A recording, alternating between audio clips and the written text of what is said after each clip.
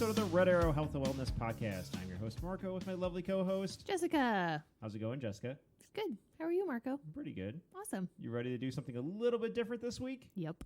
So we had a fun episode lined up. We had a workout episode lined up because we like to mix things up. But we just did an episode full of recipes. Mm-hmm. But you know what? It was a combination of things. We had just scheduling issues, and you got beat up at work. I did. I got my butt kicked. Butt kicked by juvenile clients. Yes. Always a good time. And I then had bruises on my face. we had a shout out from one of our listeners, one of our friends who's loving the recipe episodes. And we had this one in the works. It was coming up. Actually, I think it was going to be our next episode after this one. But we're like, you know what? Let's do it now. Yeah. And it's going to be different than all our other cooking and recipe episodes because we're actually going to cook while we're recording to show how easy some of these are. So we're not going to do as many recipes, but we're going to do it while we're recording. And while we're doing this brunch episode, we're also going to talk some literature, some books. Some books. Books are great. So They're this my will be favorite. This will be interesting. So we are not even down where we normally record. No. We're in the kitchen. In the kitchen. Not even at the table. We're like in the kitchen. So this might sound a little bit weird too when we're doing it because we'll be playing with the audio, playing with the different mics, and as we take turns running to the oven or in the stove and pantry and everything else, one of us is going to be wearing the wireless mic pack. Dun, dun, dun. We'll see if that holds out. It's an older one from when we were doing video work way back in the day. So we'll try. All right. So I'm going to hand off this mic to our other something that makes this one special. Kid One is back. Hooray! Hi. How's it going, Kid One? Good. Nice to see you back. Thank you. How's this mic working? Good. Cool. So, Kid One, what are you drinking? I'm drinking Sprite. Are you? Yes. Why'd you choose Sprite? Because I like Sprite. And because you're 11. That too. Is Sprite sponsoring you, or I guess in this case would be the Coca-Cola Corporation? No. No. Would that be awesome to be 11 and be sponsored by the major beverage distributor? Yes. That would be Probably pretty would sweet. be. Jessica, what are you drinking this morning? Well, we're doing brunch, so I am having a Bloody Mary. Nice. It's just a standard tomato juice and vodka. Pretty easy. Very basic.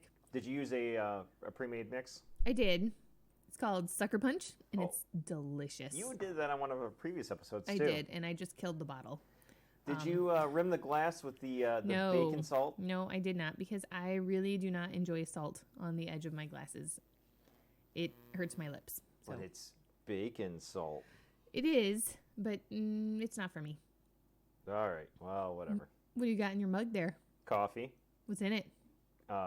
Dirty bean water. What else is in it? I used a sugar-free snickerdoodle syrup And rum, aged rum, because it's the weekend. it is brunch. And it's brunch. And you know what? And this is another coffee drink that didn't make our coffee episode. Yeah. We're going to have to do another coffee cocktail or episode another time. But if that interests you, that was episode 46. Go listen to that one, too.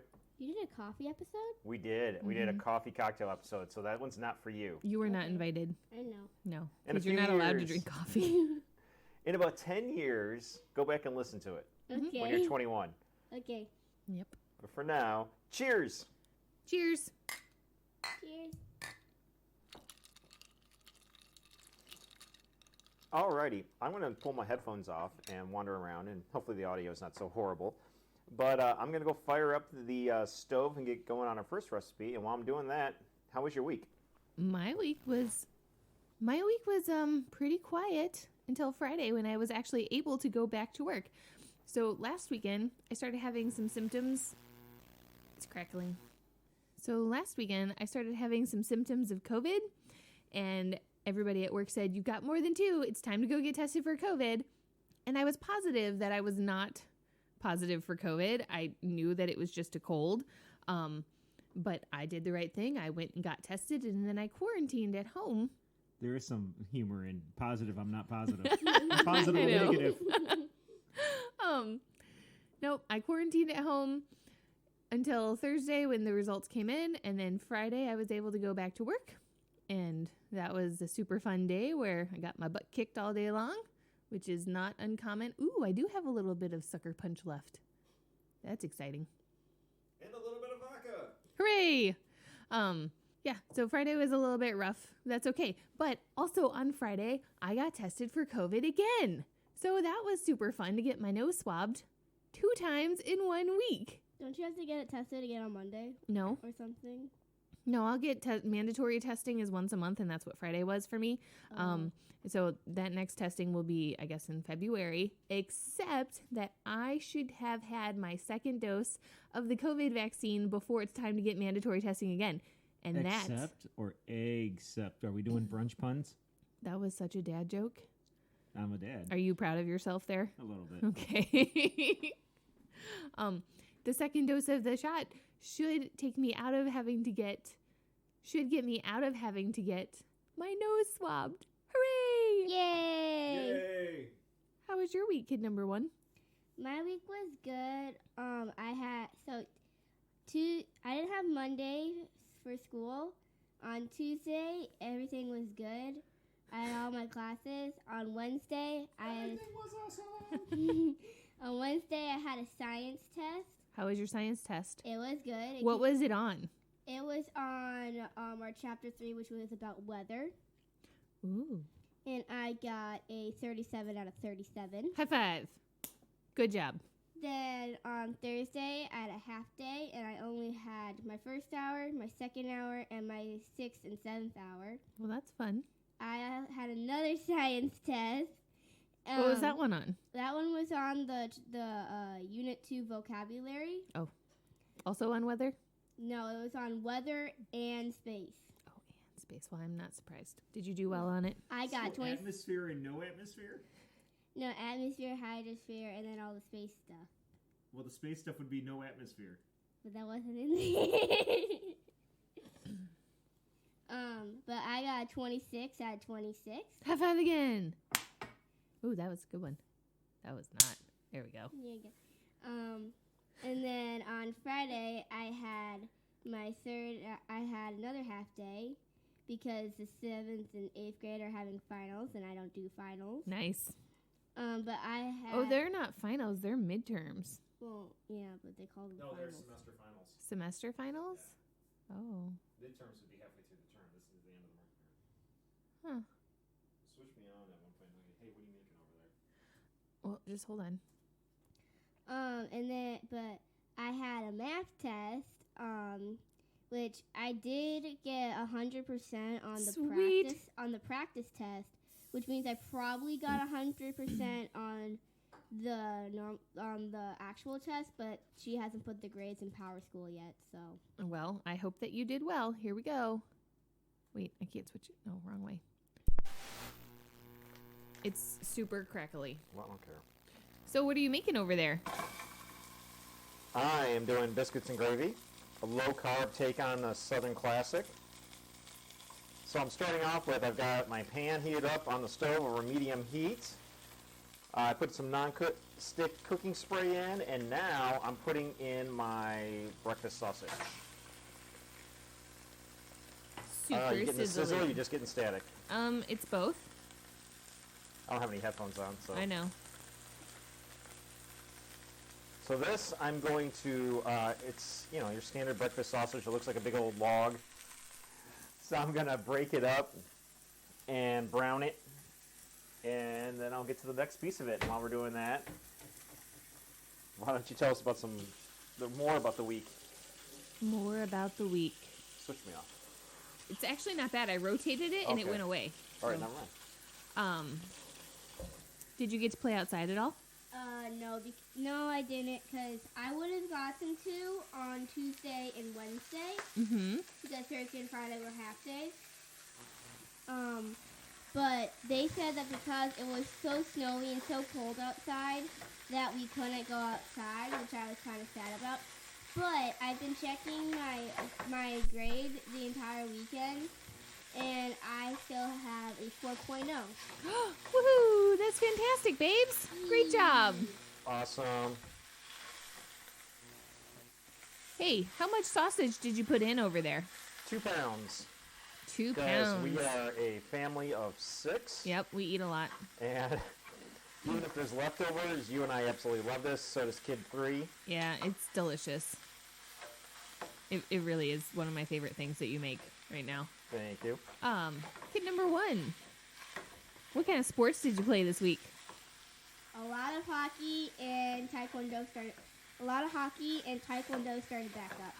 Taekwondo, that's exciting because we haven't had taekwondo in since the beginning of quarantine last March, right? We had a few months in end of October, beginning of November before we got lockdown round 2. Oh, I don't even remember that. Well, it was like, so they went, and as things started reopening in October, Grandpa, who runs the school, Yeah. Eventually reopened. I was asking him, what's with the delay? You've been waiting to open. Finally, we get the okay to open, and you're taking weeks to do it. He's like, well, we had a vacation planned, and I didn't want to reopen and close for a week or two. So we're just going to wait through the vacation. And so they did open. They went to a few classes, or a few weeks of classes, and then they had to shut back down for lockdown part 2 that started right before Thanksgiving. Nice. It's the same thing that's interrupting adult league hockey. It's the same thing why kids 1, 2, and 3 can't have hockey games right now, but they can do scrimmages, small area type skills work. But it's part of that whole, apparently they're classifying youth hockey, which is non-checking at our kids' age levels, as a contact sport. Mm-hmm. Which most of the contact is with the players falling down on the ice and Yes. making contact with frozen water. Pretty hilarious. It is. But, I mean, it is what it is. And so we're making do. We're doing an approximation to hockey. No referees. Lots of whistles. It's just, it's drills that look like hockey. The kids are having fun. The adults are happy. I mean, we're out of the house.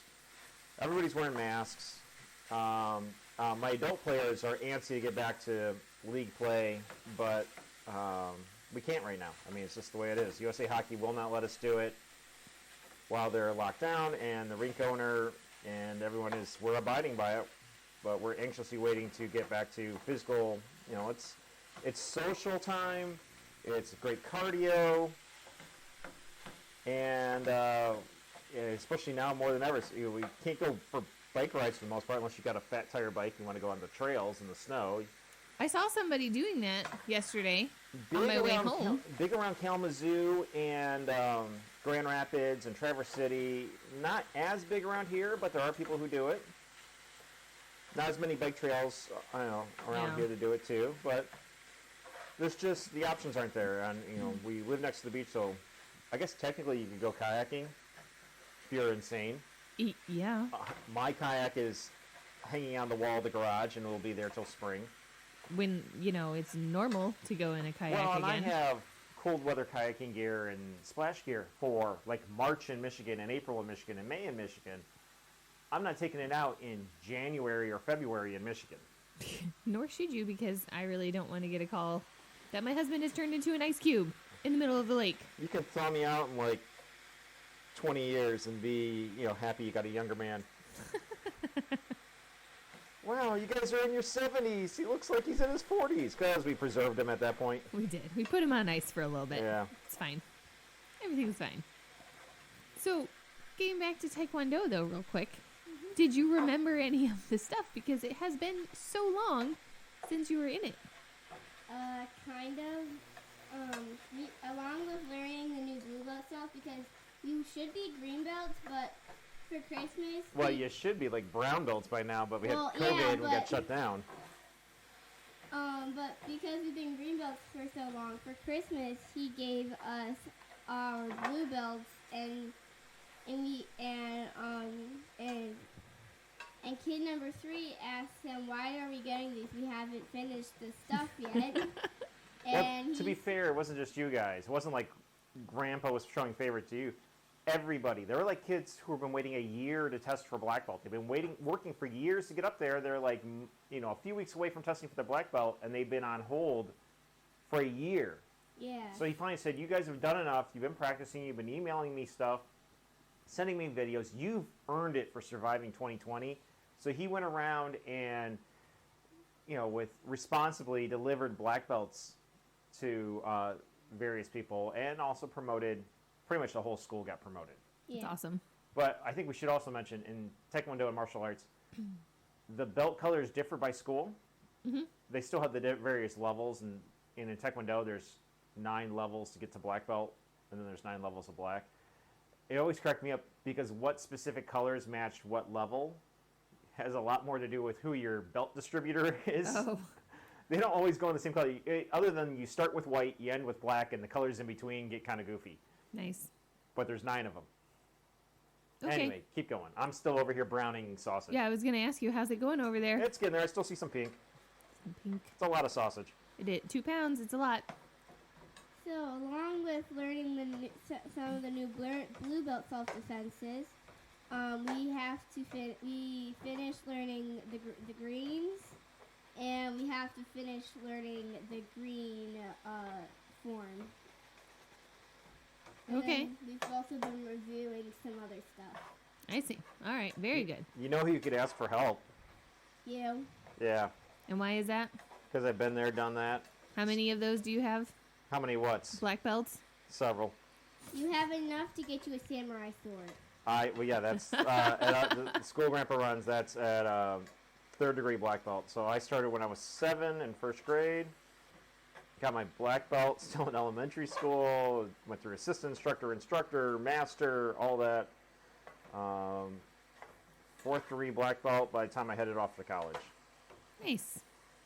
So Very good. I know this stuff. Started teaching classes when I was 10. That's impressive. A 10-year-old teaching classes. Did any of the adults like get upset that they were being taught by a 10-year-old? Yeah, they had some attitude. Ooh, Yeah. nice. Well, oh well. But then when they don't know their stuff and the 10-year-old does, they shut up quick. I see you're in the fridge. What are you getting out of the fridge? I am pulling out heavy whipping cream. Okay. So I'm going to put 2 cups of this in. Now that all the pink's gone. And not going to drain off anything. There is a little bit of grease in there, stuff, or like a little bit of fat that's rendered out. Don't care. So I'm going to run through here with the spatula one more time. Make sure, take the big chunks and make them small. Now, 2 cups of heavy whipping cream. Dump that right in. Coming over to the sink. Ooh, that sizzle went away when you dumped that in. Yeah, it did. It's so much clearer now. All right. I'm going to put in 1.5 cups of water right out of the tap. You got to be careful because I'm using the same measuring cup as the heavy cream, and it bubbles up, which throws off your thing. Dump that in, and now I'm coming over here, and I am going to put in a teaspoon of xanthan gum. Okay. And the one we have is, what is this stuff? Anthony's Premium xanthan gum. I don't know. Is there an Anthony's rock bottom crap one that's not premium? I don't know. I'm making fun of the dude's marketing. Anyway, we got it off of Amazon. It works well. I'm going to sprinkle this right across the top. And I'm going to take the same spatula I've been using to brown and chop up my sausage. And I'm going to just kind of stir and rake back and forth, scrape the bottom. And I'm going to wait for this, just get the water, the sausage, the heavy cream, the xanthan gum kind of mixed together. And I'm going to let it come to a simmer, and then I'm going to reduce the heat and let it go for 10 to 13 minutes. And when we make this as a family, this is around the time that we put in the kids' biscuits, whether we're making them from scratch or we're using the ones in the tube that you put the spoon on and goes, you know the kind, whether it's the name brand ones, you know, with the little guy that goes, hee-hee, or it's the store brand ones. Nice. That's the time we put it in. Our biscuits for this are only going to take 60 seconds. And we'll do those in a little while. Awesome. Back to what you were talking about. Because I'm just going to sit here and just keep this from sticking. Super. So we talked about Taekwondo. And what other sports did you play this week? I've been doing a lot of hockey. What kind of hockey? Okay, sorry. What position in hockey have you been doing a lot of this week? I am a goalie. Awesome. How much hockey did you do in the past 7 days? Well, so we're recording this on Sunday. What'd you do last Sunday? Well, let's even go back to last weekend. What'd you do last Saturday? Last Saturday, didn't we play freeze or something? You had a practice where they took some of the kids from the what they call House B, which is a travel team, but it's not a tryout competition team. It's like whoever signs up gets on it. So it's recreational hockey, but they travel. And you play recreational hockey, what they call House C. You don't travel. You just stay here in town because we got enough going on. Yeah. We got 4 kids. So they took some of the House B and House C kids and had a joint practice/scrimmage. We simulated a game. The coaches were out there as quote-unquote referees, but there was whistles to, not just when you guys were off sides or calls, but also when there was teachable moments. And they split up and mixed up the teams. And you and your goalie partner on your team were the 2 goalies last Saturday. Yeah. So you had that. What did you do Sunday? This Sunday? This past Sunday, not today. Oh, I play against the beginner adult hockey. Nice. That's awesome, kid number 1. How'd you do against those grown-ups? Were they mean to you? No, they weren't kids. They can't skate very well. They can't skate very well. Hey, what was the final score of that game? Oh, so at the end that we had a game, and a scrimmage, because were there any referees? No. No. And how much contact was there between the adult players? Not much between them falling over on the walls or the ice. What was the final score of that game? Not game. The thing that looked like a game but was really a scrimmage and a skills and drills? I was on the dark team, and the dark team won 0-6. Nice. So you got a shutout. Yes. Awesome. On Monday, your brothers had hockey clinic. Mhm. Tuesday, were you on the ice Tuesday? Yes. For what? I was on the ice for goalie clinic. And what is goalie clinic? Goalie clinic was where like all of the goalies from like House B or in House C, And from different JV and varsity. yeah, they come and they like practice their skills, and they learn new skills. And one of the LSJ coaches was there, which is the hockey team for the high school that I should be going to. Mm-hmm. Was there, so I got to ask him some questions about that. Ooh, what kind of questions did you ask him? I asked him what grade you have to be in to join. In what grade? He said that you have to be in 9th grade because they don't take 8th Okay. graders anymore. Mm-hmm. I asked him if there's like tryouts, Mm-hmm. and he said that there is. Oh. And then the oldest goalie there, I think he's the oldest. He said that I would have to kick him off the team, and the coach said, I think you can kick him off the team. That's awesome. The oldest goalie there You should be gone by the time you get up men's there. beer Yeah. league by the time you get to high school. Yeah. Yeah, that's what I was thinking. So the fun thing is the local hockey team even though we're in Michigan, does not play in the Michigan hockey leagues. They don't play in the MHSAA. They play in the Indiana State high school stuff. And down in Indiana, they've got this thing where they've got a draft. So if you try out for our local team, which is a co-op between all the area high schools, Oh. and you don't make the team, because there are plenty of goalies, Yeah. you can then opt to be drafted by one of the other high schools in northern Indiana, like in South Bend, because we actually play in the South Bend Conference, and they play for the city tournament down in South Bend, even though we are not in South Bend. Yeah. And they play for the Indiana State Championship. You can actually go play on one of those other teams, drafted basically as a free agent, quote unquote, Yeah. which is interesting. So for high schools who don't have enough players, but have a high school hockey team. Just mentioning that. Kind of those weird quirks about hockey that you don't see, like, you know, in football or cross country or whatnot. Yeah. Anyway, It's sounding bubbly over there. it sounded What's bubbly. happening? I'm reducing the heat. Well, I got it to a simmer, and I'm reducing the heat. And I'm giving it a stir so it doesn't boil over. And just waiting for this to thicken up and reduce. It's gonna boil off a little bit of moisture, some of that water. The xanthan gum's gonna do its work, building some. Thickening. Yeah. Xanthan gum's gonna work its magic, and we'll have that nice thick consistency. Like now, when you're done, you can salt and pepper to taste. But given the sausage we use, the country sausage, we really don't put extra salt and pepper on this. I will put some hot sauce on this when I'm done. Yeah. And you and I have talked about, we've talked about this recipe before. I think we've even put it on our blog. We can serve it over a low-carb version of a biscuit. Mm-hmm. Kids put it over just normal biscuits.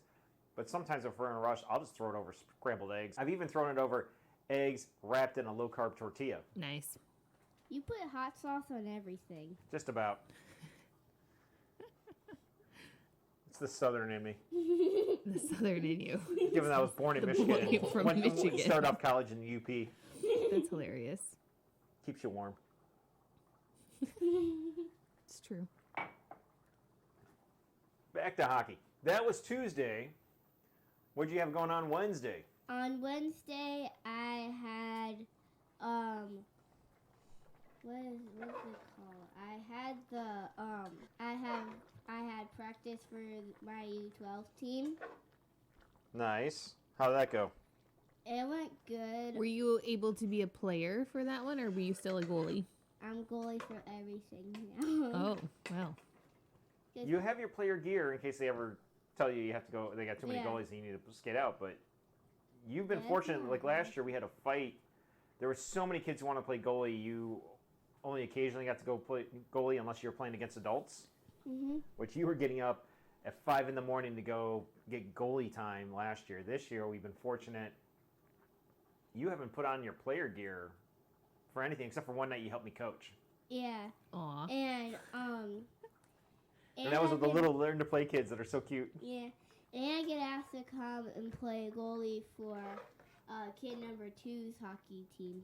You do. Yes. Which is great. And you're not that much older than those guys because they're No. 9 and 10-year-olds and you're just 11. Yeah. And one of the younger 11-year-olds too. So works out well. Mhm. That was Wednesday. Thursday, did you play hockey? No. But you had Taekwondo. Yeah. Along with Tuesday, you got goalie camp, then quickly changed into your Taekwondo attire and ran out the door to go to a Taekwondo. Friday, what did you do Friday? Friday, I got an invite from an Indiana. Isn't it? Yeah, they're in Indiana. From an Indiana-based team that's just made up of girls to come and play. Girls hockey. Yes. Awesome. How'd that go? Were any of your friends there? I knew like 2 people there, but my friend was not there. Oh, bummer. Oh, your friend from your team. She said that she was going to come, but she had to go to her grandparents' house. Yeah, So that happens. So that was sometimes. very nice that the Indiana team was having trouble getting ice time, rented out the rink, and then when they came up, their coach invited all the local girls who play in House C, yeah. the league you play in, from 8 and under, 10 and under, and 12 and under. And we had something like one of your brother's teammates showed. Actually, there was one on the team that plays with your younger brother of the 2. Yeah. And then one of your kid 2's line mates showed up. And actually next year she'll probably be one of your teammates because your brother will move up and she'll move up too. It's her first year of hockey, which I'm biased. I coach that team too. She's really coming along really well, and she matches up with your brother very well. Like when they do 1-on-1 and 2-on-2 drills, it's fun to watch those two go because their skill sets are similar.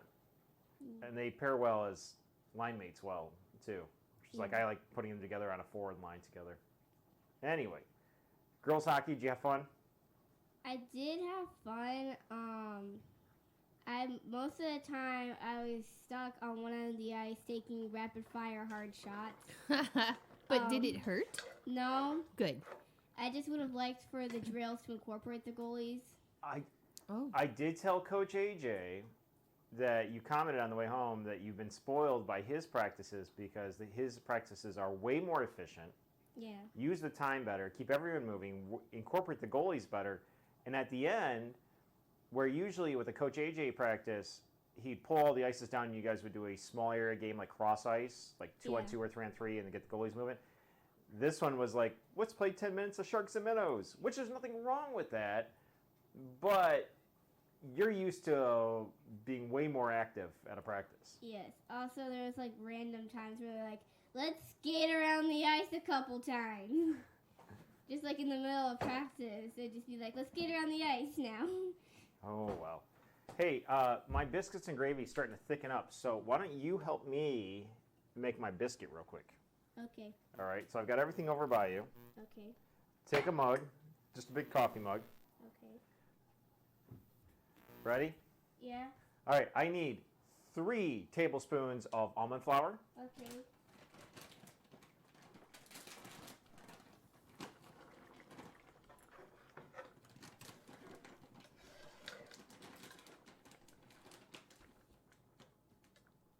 One.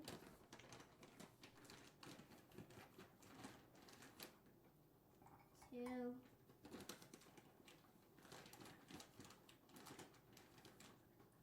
3. 1 tablespoon of coconut flour. It's the coconut flour. That's the coconut You flour. read the label, it'll tell you. Yes, it would be the one that says coconut flour. 1. 1. Okay.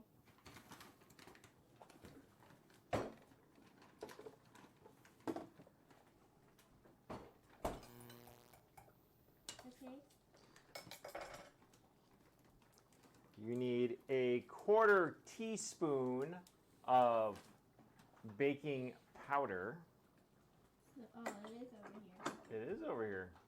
But I laid out the mise en place. I couldn't see because the xanthan gum was covering it.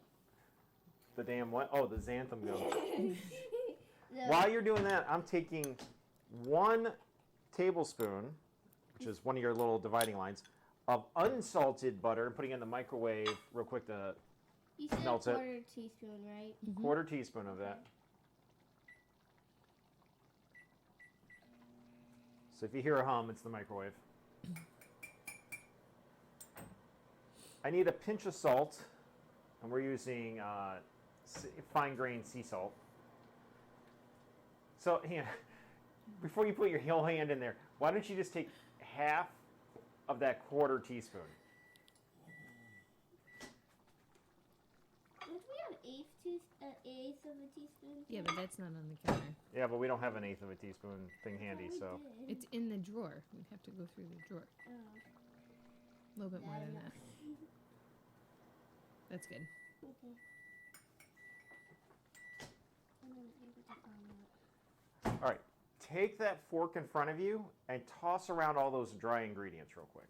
No. First, put the lid back on the salt. Well, that too. It's almost like we have kids and we know where things are going to go wrong.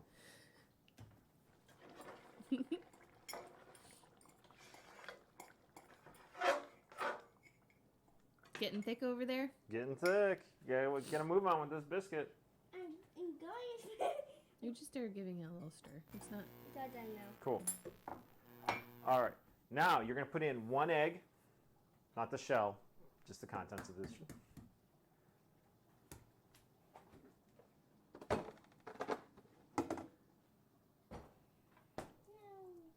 Are you gonna crack it with your finger? So the expression on your face makes it look like you're using Jedi mind trick on it to break it open. Yeah. All right. Put in that melted butter Sploosh. and 1 teaspoon of the avocado oil I put in front of you. And use the thing that looks like it's out of a chemistry set. Your mom has these awesome measuring cups. This one? Yep. Okay, how much? Oh. 1 teaspoon. So the yellow one, I think, is 1 Yellow, teaspoon. because that's tablespoon in front of you. See the B? Huge difference. There you go. 1 teaspoon. Yeah, the little chemistry measuring cups are by OXO brand. You can find them everywhere. And you should, because they're awesome. Can't you find Come them on. at IKEA? No, No. you actually can't find them at IKEA. IKEA sells IKEA brand stuff. That's true. And we do love us some IKEA because having nice vintage expensive furniture makes no Stop. sense when you have little kids. That line? Yeah. Don't want to go over the line. There you go. I'm trying to. I know. All right, pour it in.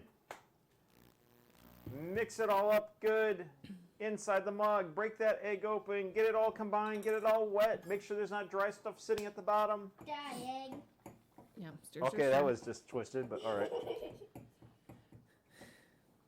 Oh, your coffee cup's all gone. I'll make another when you start cooking. Oh, good. Look, Mix. it's Sunday. Mix, I don't mix, have to go mix. coach. Hooray! I am going to go skate around in hockey pads later. Hooray! One of my friends has rented out the rink, so we're just going to go get some ice time, get some physical activity, Have a little fun. have a little fun. I remember fun. Hey, Red, keep your hair out of there. You ready? Mix good? All right. You want to Scrape get all off that that stuff fork. on the fork into the cup. Pat it down, not on the side. Pat it down a little bit. There you go. Ready? I yeeted it. You what? You what? I yeeted it. You Oh my God. yeeted it? Yes. Dear Lord, could you We, speak like somebody who has like cumulative 4 point? Or, somebody that went to a private school for a I really made it long get off time. the fork. You what? I got it off All the right. fork. We're putting in the microwave. We're gonna hit cook. 1 minute. Start that. Oh, this isn't the drop biscuit. Mm-mm. I thought we were making the drop biscuit. No, mug biscuit. Oh. No, this is not the drop biscuit. We have done low carb drop biscuits before with this, but they're a little bit more time consuming and they cook for what, like 13 to 15 minutes. This cooks for 60 seconds. 1 minute. Insert your from the count. Wow, it's going, because this is thrilling podcasting, listening to the microwave go for a minute. Indeed. It's wonderful. All right, so that was Friday night. What did you do yesterday? Yesterday I had a scrimmage with the house. Is it house C or B? With the free team, the recreational travel guys. Yeah. Same thing, only this time your partner in crime from your team in net didn't show up, so it was their goalie and you in net. The Pee-wees, because you're U12, that's a Pee-wee. Yeah. You were goalie for one team, and yet again, like last week, yesterday, I coached one team and you were on the other team. So I was torn the whole time. I'm cheering for you to block all the shots, yet I'm coaching the team that's trying to score on you. I was screaming at everybody on my team, and like 5 people listened, but I feel like your team picked up on everything, and like nobody on my team kind of did. What'd you just do there with that mug? So I took the mug out of the microwave, I put it on a saucer, and I turned the mug upside down. Okay. And I'm waiting just a few seconds. I'm going to take the fork. I probably don't need to tap it, but I like to tap it. And lift straight up. Look at that. It's a mug. Wow. Biscuit. It's a mug biscuit. I'm going to come over here and get a knife. Same knife I used to cut the butter. I'm going to turn that biscuit on its side. It looks And I'm going to kind cut it into 4 little discs. It looks 2 of those is 1 serving. Awesome. It looks kind of like scrambled eggs. It does, because it's made out of an egg. Yeah. Mhm. But cookies And don't that do is it. My biscuits and my sausage gravy is done. Hooray! Turned off the oven. I'm going to bring that over to the table. I'm going to really hope as I carry this heavy pan that there is a trivet on the table. Woo! Boom. Done. We've got our biscuit that took 60 seconds to cook. We got our gravy. And I usually like 1 to 1.5 cups of sausage gravy over 2 of the little biscuit discs. And there we go. Great job. Low carb, keto friendly, paleo friendly, Atkins friendly, whole 30, whatever, all that stuff. If you're on a low carb diet, this works. And it's delicious. It is absolutely delicious. And we got through Kid One's week in hockey. Yes. Yes, It's a lot of hockey. that is a lot of hockey, We live at the rink. Well, you live at the rink. pretty much. Mhm. All right. How about this? What's trade spots? I'm starving, by the way. Okay. So I'm going to have a little bit of biscuits and gravy, but I want what you're cooking. And while you're cooking yours, somehow we still need to talk about books. Great. Kids, look. Okay. So let's take 1 moment and pause, and we'll switch around the mic since it's your turn with this wireless mic that's all crackly. Great.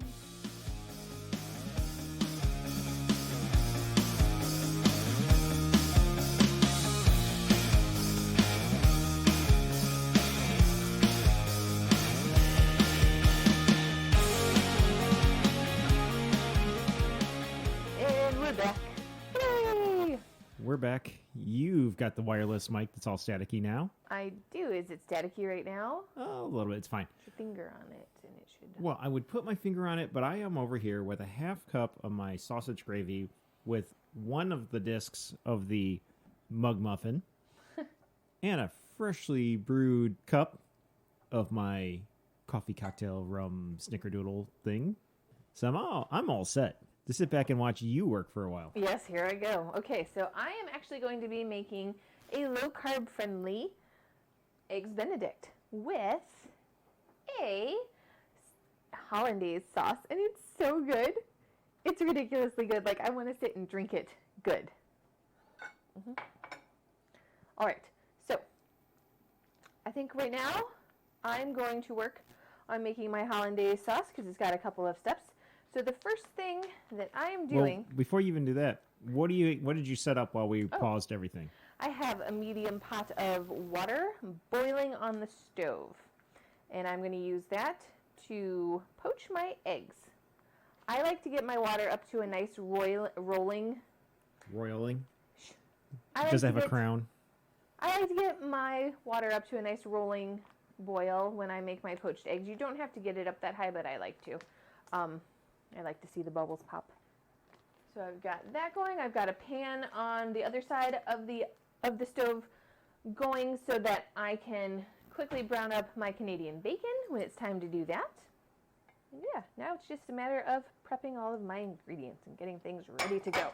So the first thing that I'm going to do is melt 1 stick of butter in the microwave.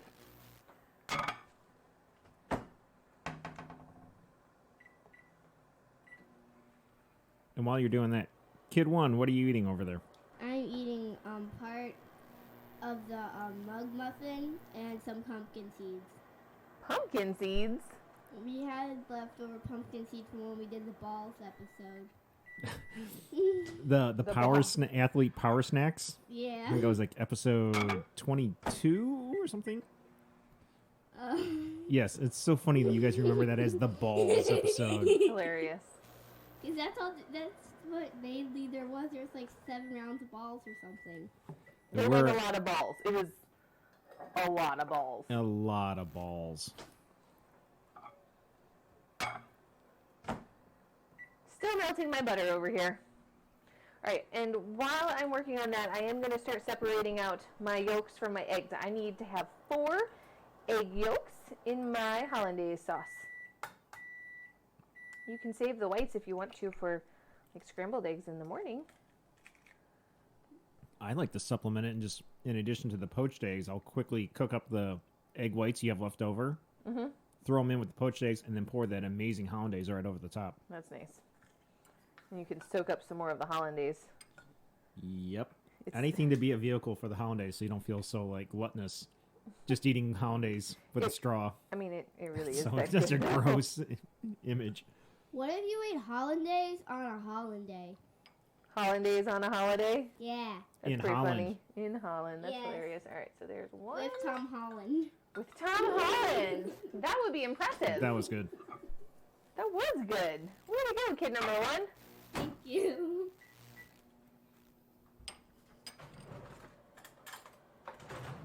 All right, what are you doing now? Getting a fork. Because I'm going to need it. I want to stir up my butter to make sure it's all melty. You're not going to comb your hair with it like Ariel? I am not going to use it as a dingle hopper today. Nope, not today. All right, my butter is melted. I'm just going to leave it in the microwave so it can stay nice and warm. My water is almost up to where I like it, so I need to get cracking these eggs. Still separating out the yolks.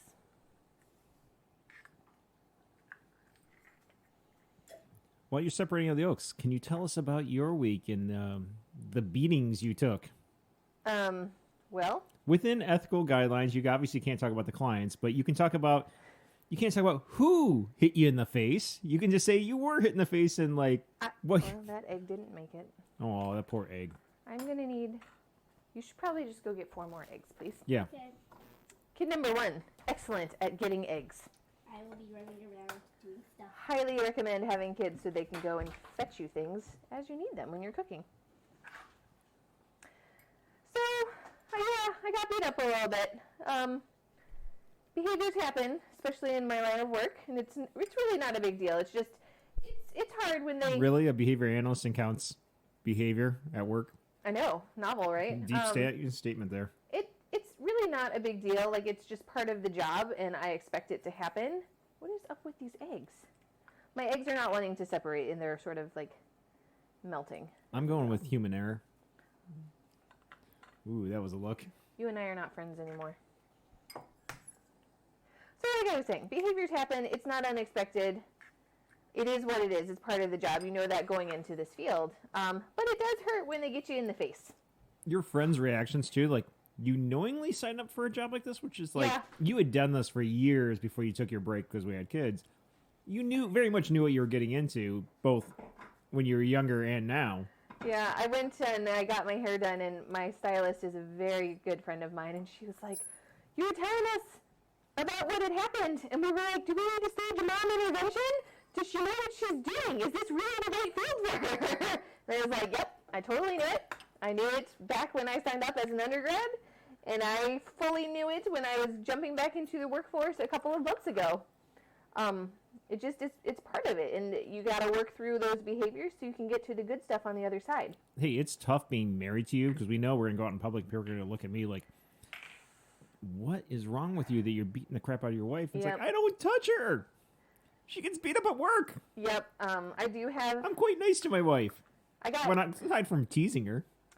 I got a nice little headbutt to the face yesterday, and my entire top lip is just bruised. I've got If you weren't in so much pain when you came home, I would have been making the reference from, what is that, from The Hangover?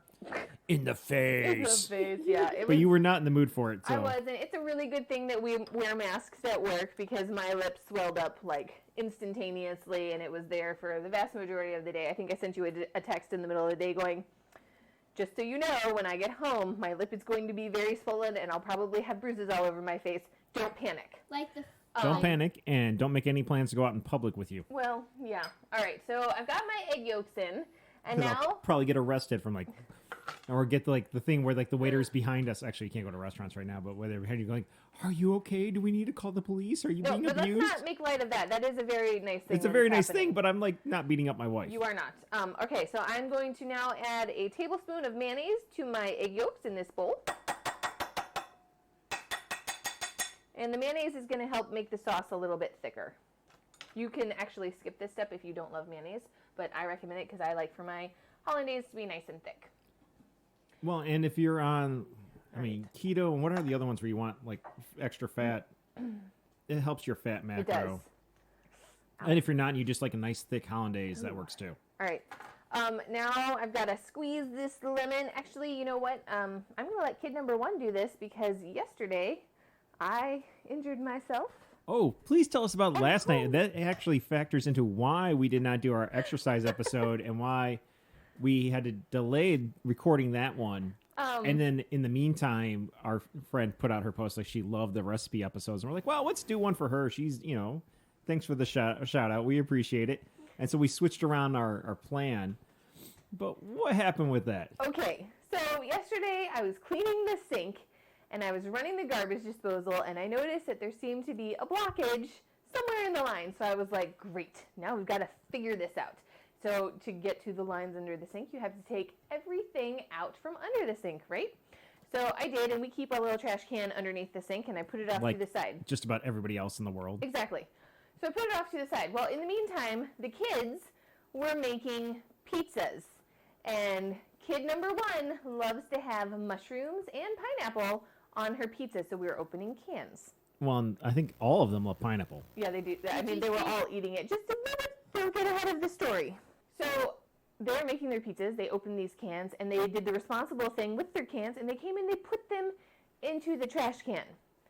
So I've got everything out on the floor. I'm looking at the lines, and I was like, well, I think this one maybe not, and this one definitely. We'll have to look at that later. And they wanted to eat, so I was like, I'm just going to put all this stuff back under the sink, and we'll figure this out a different day.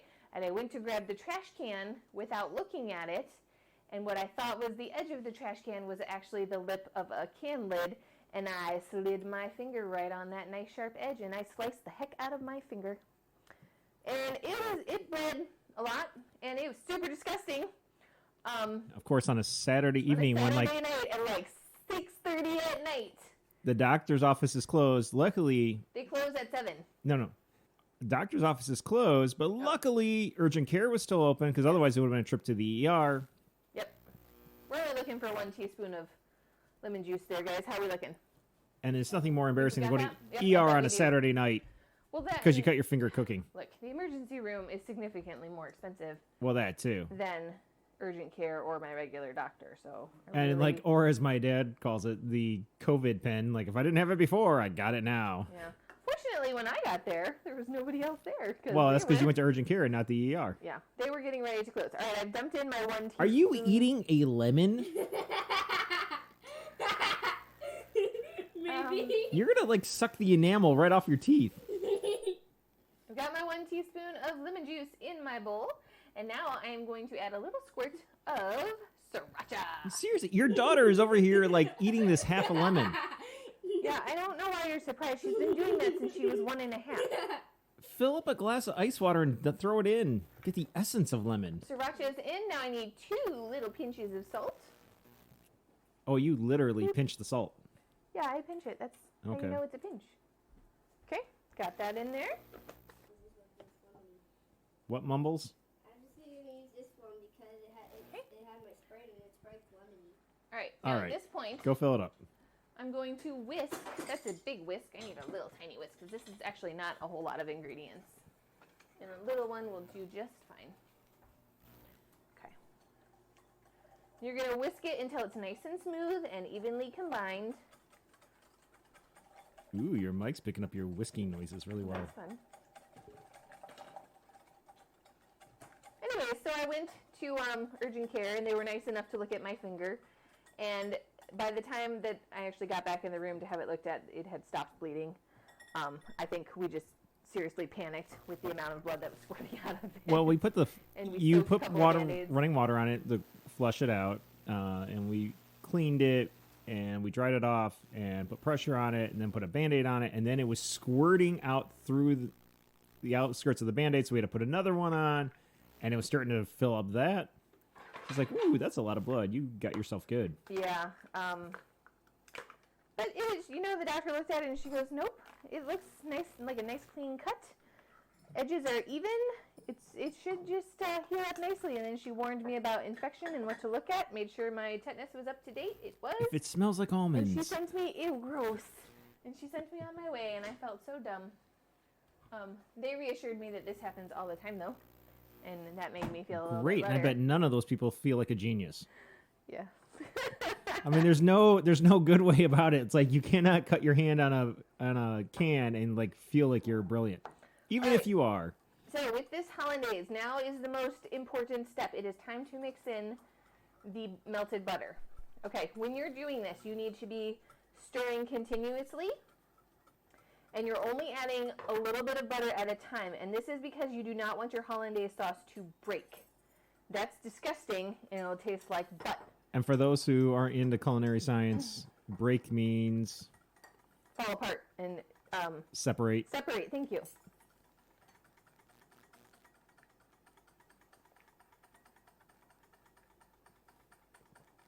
I wish we had the license for some Michael Jackson right now.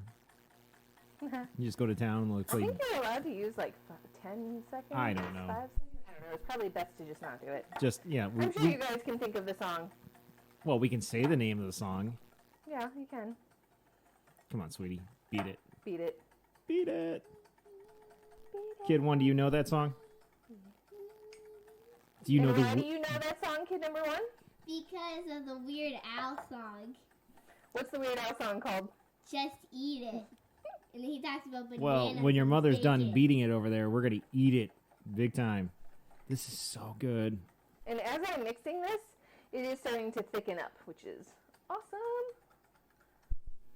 Why do you have a mug over it? That's what I melted my butter in. She melted her butter in a coffee mug.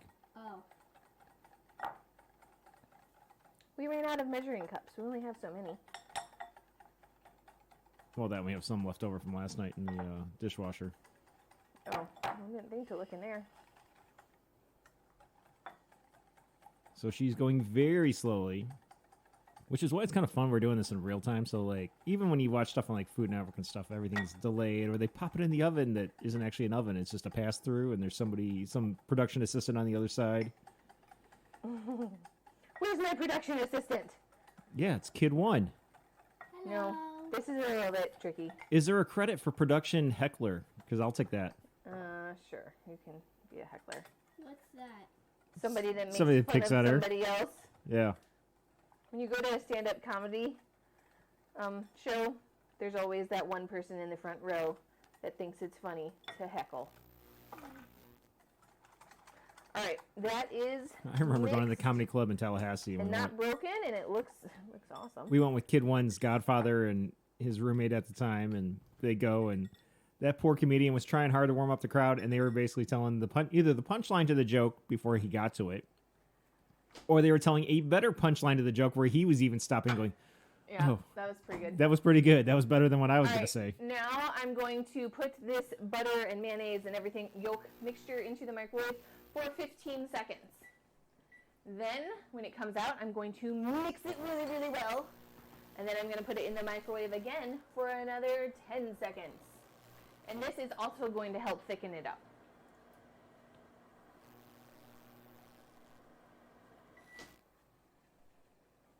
It sounds like a plane is landing and a swarm of bees in my headphones. Okay. All right, so here comes the 10 seconds.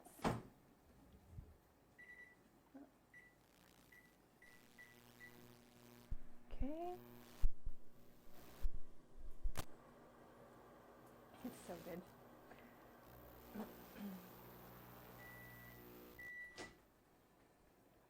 I'm playing with the plug, but I think part of it is we're just getting interference by running the microwave. Sorry, y'all. Yeah, it works.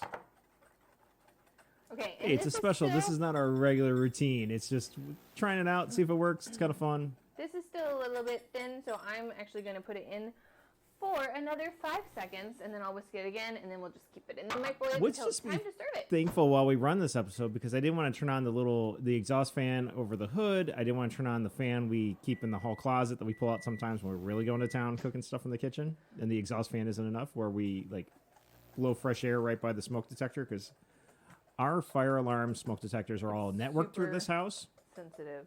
You set off one, you set off the entire house. The ones in every single room go off. And the kids, even kid 4, who is a whopping 4-year-old, knows when we're going and they hear the alarm upstairs, come running downstairs. Oh, plug in the fan. Yep, it's really funny. Also, the neighbors across the street can totally hear our Oh, they can fire totally hear alarm. it because we've had the neighbor When- come. One night we were really smoking up the house, We were making and pork chops. And she came running across, and she was in a full-blown panic. Is everything okay? You need help? What do you need? 911? We were like, oh, no, actually, we're just cooking dinner. she's like, "Oh, we've been there, we've done that." All right, So I'm amazed that we haven't set it off in this yet because that's just part of cooking dinner at our house, and we really get carried away because it also picks up if smoke and fire and heat and everything, and if you open the oven, it's too hot, even if it's not smoky. A burst of heat will set it off. Yeah. Okay, so my water is boiling. That's exciting. Before I put Yeah, my eggs in, though, to thrilling. poach them, I think I should actually make another mug muffin. Okay, well, during the break while you were getting everything set up, I went and mixed the. It's the same recipe we used before. So they have the almond flour, the coconut flour, the salt, and the baking powder in there already. I have a tablespoon of butter ready to go. It just needs to be melted. So if kid 1, you want to put that in the microwave for like 20, 30 seconds. We need to take the hollandaise out. Oh, okay. It's in there sitting, getting nice and warm, getting so pretty. It's nice that she's tall enough to reach the microwave now. I know, isn't it great? Whoa. Cool. 25. That would've All right, set come off over the here. fire alarm. 1 teaspoon, so the one with the yellow on the bottom, of avocado oil. Fill up to the red line, not to the full, not to the brim, just to the red line that says 1 TSP. There you go. Easy, easy. Ooh, don't spill it. Was that the butter popping? Yeah. Perfect, kid 1. Super. Pour that in the mug. Put in an egg. 1 egg. Ready for the butter? Dump in the butter. It's hot. Look at that. Nice cracking. Come on. There you go. I think I could have a career in sports commentary as I sit here and commentate Kid 1 making this thing. All right, take that fork and mix it all up. Mix it real good. It is disturbing, though, that every time you work with eggs and you have to beat them up, the first thing you do is you stab it with the fork and go, die, and then you mix it. Keep mixing, keep mixing. All right, get all the dry stuff incorporated. Scrape the sides, get it wet, nice and moist. Otherwise, you end up with dry, flaky stuff on your mug muffin. Yep. You want to lift and fold and mix and everything. We're not making scrambled eggs.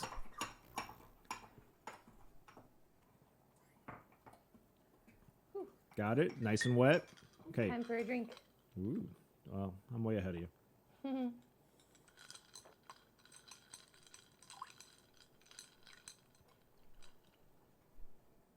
Should be a fun time going to skate around today. And actually, during the break, we spent so much time talking about hockey.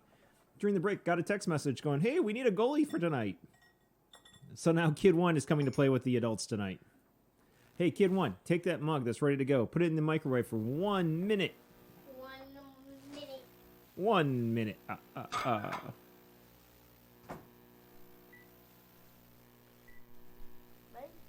Sure. 60 seconds is 1 minute. It's not how I've done it, but that works too. We got that saucer handy, or? We're going to need a new saucer, so the other one still has some stuff left over from the biscuits and gravy. All right. Got a new Plop it saucer. down right in front of Kid 1. Sorry, that was super loud. So the plan for this was while we were going to be making everything, we were going to talk about books, but I guess we'll get to the books. Mine was a little bit more complicated than yours. There's Yeah. a lot of moving parts. Well, I figured you'd talk about Dream Mine because I just had to stand there and brown sausage for like 10 we minutes. talked about hockey forever, though. Yeah, well, we'll talk about books when we're done and enjoying this. Sounds like a plan. Yeah, all right.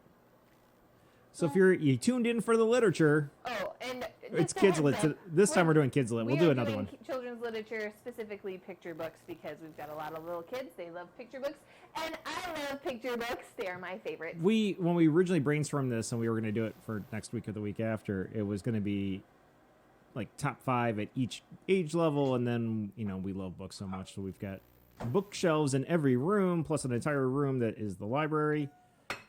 So it just Magic became tap, tap.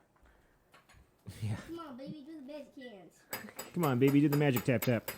Bonus points to Anyway, anybody so that it's like, knows you know what? This could be a recurring thing when we do a recipe and we talk books, and don't burn yourself on that hot mug. There's a handle. There you go. that. Okay.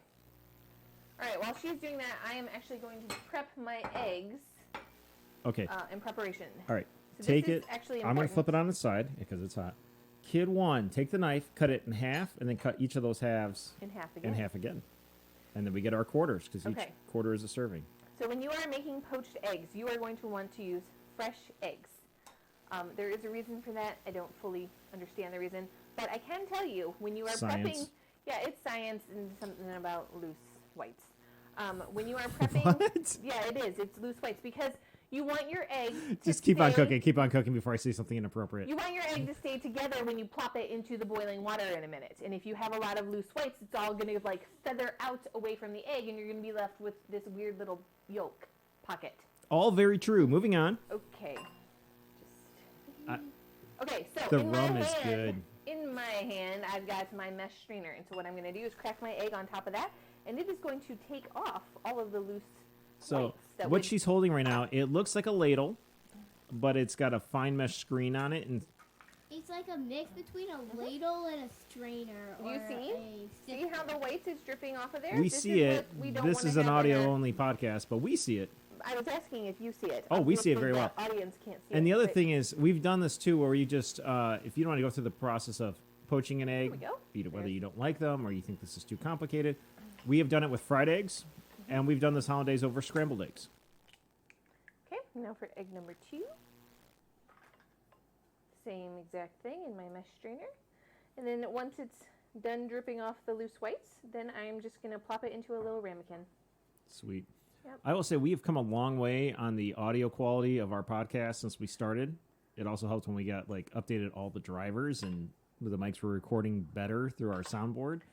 This is like a throwback to when Uh-oh. oh, the vent fan came on and that update started. That sucks. Well, it's fine.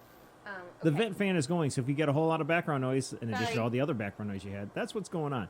Anyway, so the first, I don't know, like 23, 24 episodes were really rough audio. We've come a long way since then, but this one is kind of a throwback to the crappy audio we used to have.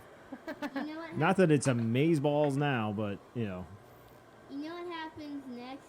You know what happens next if the exhaust fan just turned on? this fire alarm. Uh-huh.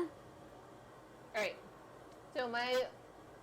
You know what it is, too, because it's not smoky in here. It's just the heat. It's hot. Yeah. It's hot. We got burners going. Okay, so it's time to just quickly brown up my Canadian bacon. And I actually don't like this on my... I Eggs love it. Benedict, But we've but also done you this. do. So how many pieces would you like? 2. 2? 2, Okay. please. We also have done this with crab cakes. Crab cake Benedict is great with the... Oh my god, that's amazing. we've done it actually without the mug biscuit, but we've done it with the biscuit. And you put a crab cake on top, put the egg over that, and put the hollandaise on top. And then you can sprinkle some paprika on it if you want. Put some hot sauce on it if you want. Put some green onions or chives over the top if you want. There's so many different variations you can do. It's great. But today we're going to do, at least for me, the mug biscuit discs, 2 of them. 2 little discs of Canadian bacon that have been crisped up because they're technically already cooked. You're just warming it up and adding a little crisp to it. Putting the egg over the top of that on each one. And then hollandaise. And I'll probably put some hot sauce on top of it because it's me.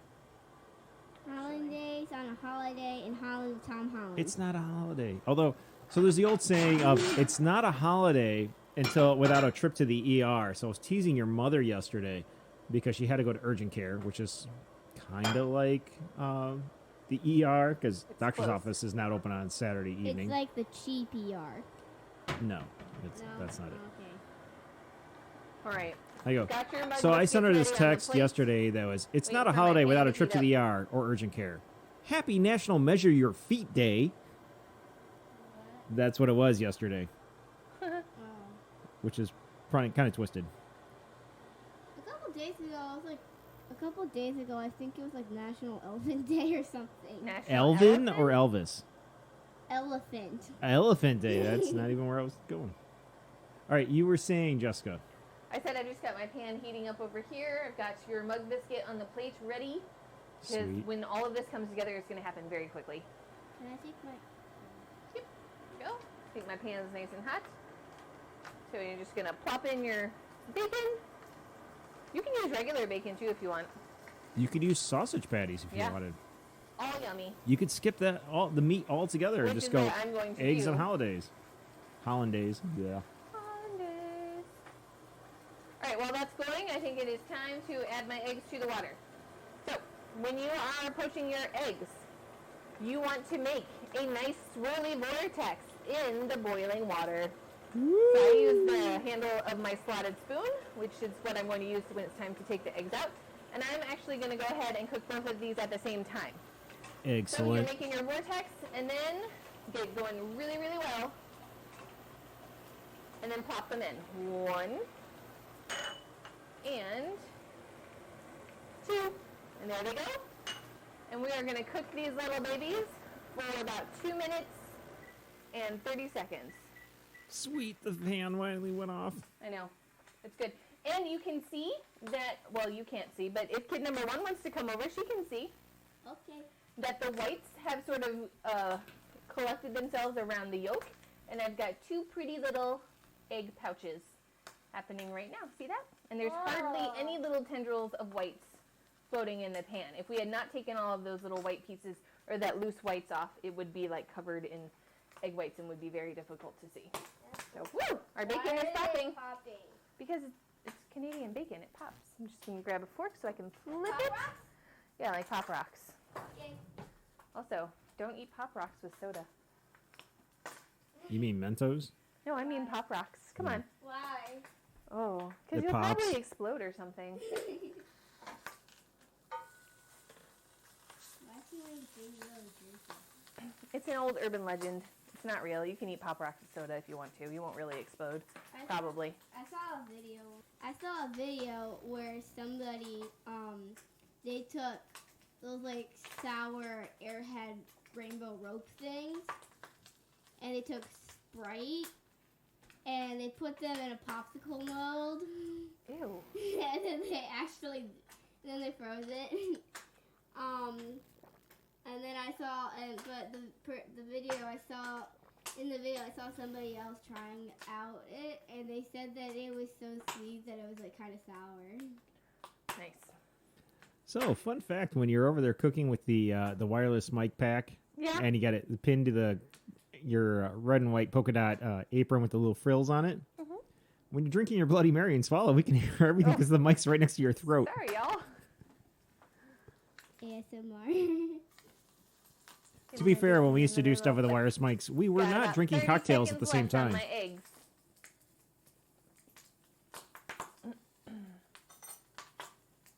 It is capturing all the little pops and everything over there very well, though. Making me hungry. All right, I'm going to take these I off. mean, even like, look, a half cup of sausage gravy with one of the little discs, just not enough for me. Okay. Got your little... Oh, look at that. They fit on there perfectly. I thought they were going to be too big for the mug muffin. They're like a No. perfect little disc. Okay. No, I planned that well. All right, my eggs are done. So I am just going to take each one out with my slotted spoon.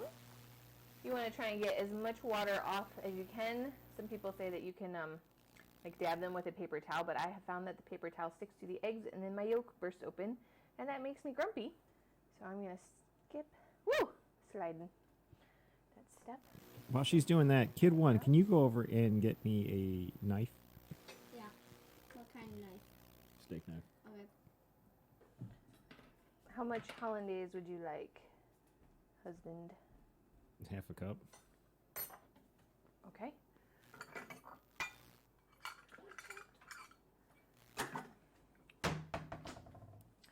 Hollandaise has been kept warm in the microwave. I'm just going to give it a little stir. Oh, Hey, yeah. Kid One, can you stop the timer so we don't have to listen to beeps? Thank you. Okay. Yeah, go ahead, close it.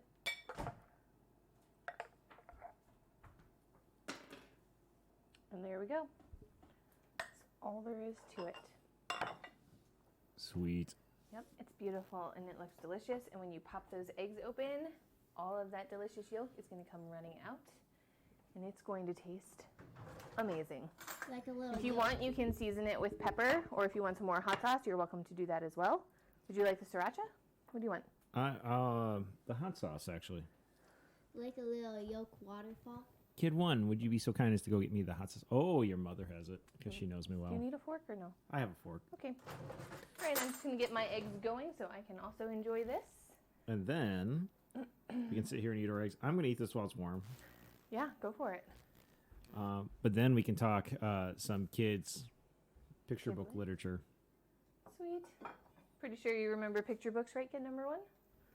In fifth grade, I had to do a thing called Battle of the Books, and there was a bunch of kids' book things, so yes. I'm sorry, I'm just loving, like, breaking open the poached egg and watching the yellow yolk just run out in with the hollandaise. It's really amazing. Like the little yolk waterfall.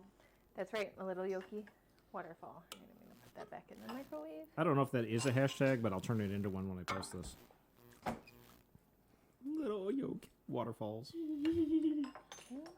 I need some more eggs. Ooh, yeah.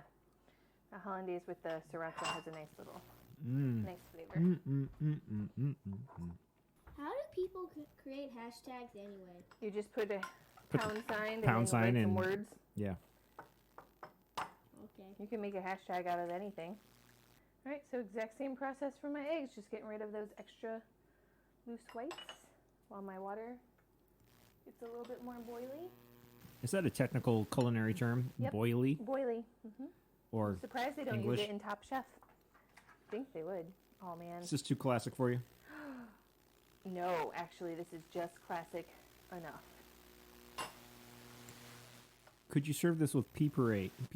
No, Yeah. that's disgusting. What is that? It's a Top Chef joke. So your mother and I love Top Chef. In fact, when we were in the hospital waiting for you to be born, we're in there with 2 labor and delivery nurses, and we're watching Top Chef, and we're all talking Top Chef. Your mother had to go 24 hours without food. I know. 48. 48. 48 without food. Meanwhile, the other 3 of us are all talking Top Chef and And we dishes. were watching it. I thought you watched Bob Ross. Oh, we watched that first. And then things got a little bit not. Bob Ross wasn't cutting it. And he had And something more. Bravo more started to a take Top my Chef mind off of marathon What was happening? on the limited channels we got in the hospital, which TV selection was not cutting I it, didn't but think it was bad. it wasn't horrible. But you can't complain about the fact that, one, they had Wi-Fi, which was a big deal back then. And then on top of it, the menu was leather bound. They had chefs down there. I mean, they had the meals of the day, they had a salad bar, the sandwich bar where they would cook hot and cold subs to order, sushi to order. It was great. We were always excited when we had doctor's appointments near lunchtime because we were like, oh, we're going to the hospital. I'm like, oh, can I come with you to your doctor's appointment? Food because it was that good, which is really funny. Kid number 4 was Then every born- time your mother had you, like, by the time we had kid 3, we're like, we'll just go home. Like, the insurance was going to cover another 2 days. We're like, we've had enough. We've been here for 5 days. And, like, with you, your mom was in the hospital for a week. Yeah. Yeah, and even your brother, about a week. So, between having really good insurance and having pretty much, it was like staying in a luxury hotel with doctors. The celebration dinner was the best. When you had a baby at that hospital, they gave you a celebration dinner, and the menu for it was exquisite. I think I had steak for both you. I and think kid you had number filet 2. mignon I think I did. And with it- non-alcoholic mashed bubbly potatoes. juice. Yeah. Yeah, and they gave you a bottle of non-alcoholic bubbly juice. So that's what it was You like could toast living your baby. when you're What? born outside of DC, like right in the suburbs, inside the Beltway. That's what it was like. That was not what it was like here when we had Kid 4. Yep. Kid 4, it's like, hurry up and hit the road. Get out. We don't want you here anymore. Get out, get out, get out. That's okay. We were happy to leave. I mean, they weren't horrible. They were nice people. It was just like, we have 4 kids. Let's go home. And the food was not amazing. The food was not amazing. The food was not gourmet food. While you're in the hospital, kid number 4, since Grandma and Grandpa are home with us, we made a giant poster that said, "Welcome home, kid number 4." It was so sweet. I have pictures of it, like detailed pictures of it. And then you wrote kid number 4 a very lovely card. And I have the card in her baby book, and I took pictures of that too, because it is just absolutely precious. So you obviously remember when Kid 4 was born. Do you remember when Kid 3 was born? You know, No. they were pretty tiny. I remember videos of when kid number 2 was born. Yeah, you remember videos. You don't remember it because he remember came it. home from the hospital before you turned 1. That's why we're Irish twins. Yep. 2 kids in 1 year. 1 calendar, 12-month period. Not 1 calendar year, just Yeah. 1 12-month period. 12-month period, sorry. Had a head injury this week. Life is hard. Sometimes it is. Whatever. We're podcasting. You're still in your PJs. You got your little apron on. I took my apron off. I got too hot. Well, you have your flannel pajama pants on. Your mom has her like, why do they call it buffalo plaid? But the red and I black don't plaid flannel jammy panty Dude! jammy pants on. I got penguins on mine. Still in our pajamas, in our aprons, except for you. Took the apron off. Well, she's ready to Making talk here. brunch. Oh my I god. have unicorns on my pants. The hollandaise, not your unicorns on your pants. That's what's amazing. Yeah, the unicorns on your pants. In I case could the care microphone less picked about, up but, your mother going, that's amazing. I do like unicorns though. Is the pepper around? I like to have pepper, black pepper on my I'm sure it's around here somewhere. I think there was a pepper over there. my hollandaise. Where? Over by the spice rack thing. Up This top. is salt. Oh, well, I don't know where it is. Oh, it's right there by the Windex or whatever that is in the yellow thing. What? Whatever is in the yellow Oh. container. That's Lysol. Because we have We have children who apparently put the pepper grinder next to the Lysol instead of putting it by the spice rack with all the other seasonings. I am going to turn my microphone off so you all do not get to listen to me eat this. That's fine. I'm going to spin this around if you want to stand next to us. And Kid 1 and I are going to share a microphone for a little while. Oh, okay. And all you have to do is lean back so we don't listen to you chew if you don't want to listen to that. Did you shimmy on over? Yes. Oh my god, it's so good. You are missing all the fun. Yeah, I'm sorry you don't like hollandaise sauce, but your mom makes amazing hollandaise. Easy, it's relatively fast. You can do this on a weeknight. You can do it on a weekend brunch. You can do it on a weekday brunch if you want. I'm the kid who doesn't like bacon, though, so. You don't have to have bacon on it. It's just eggs and bread. Yeah, but Or like fake bread. Did you put the Kid 1, bring over those 2 other discs of mug biscuit because I got hollandaise left and it's not going to waste. Oh yeah, look at that. You'll pop out. That's amazing. Woot! It's magical. Thank you. What if the mug muffins don't suck up all the juice? Are you just gonna lick your plate? Maybe. That's how many coffees I've had by then.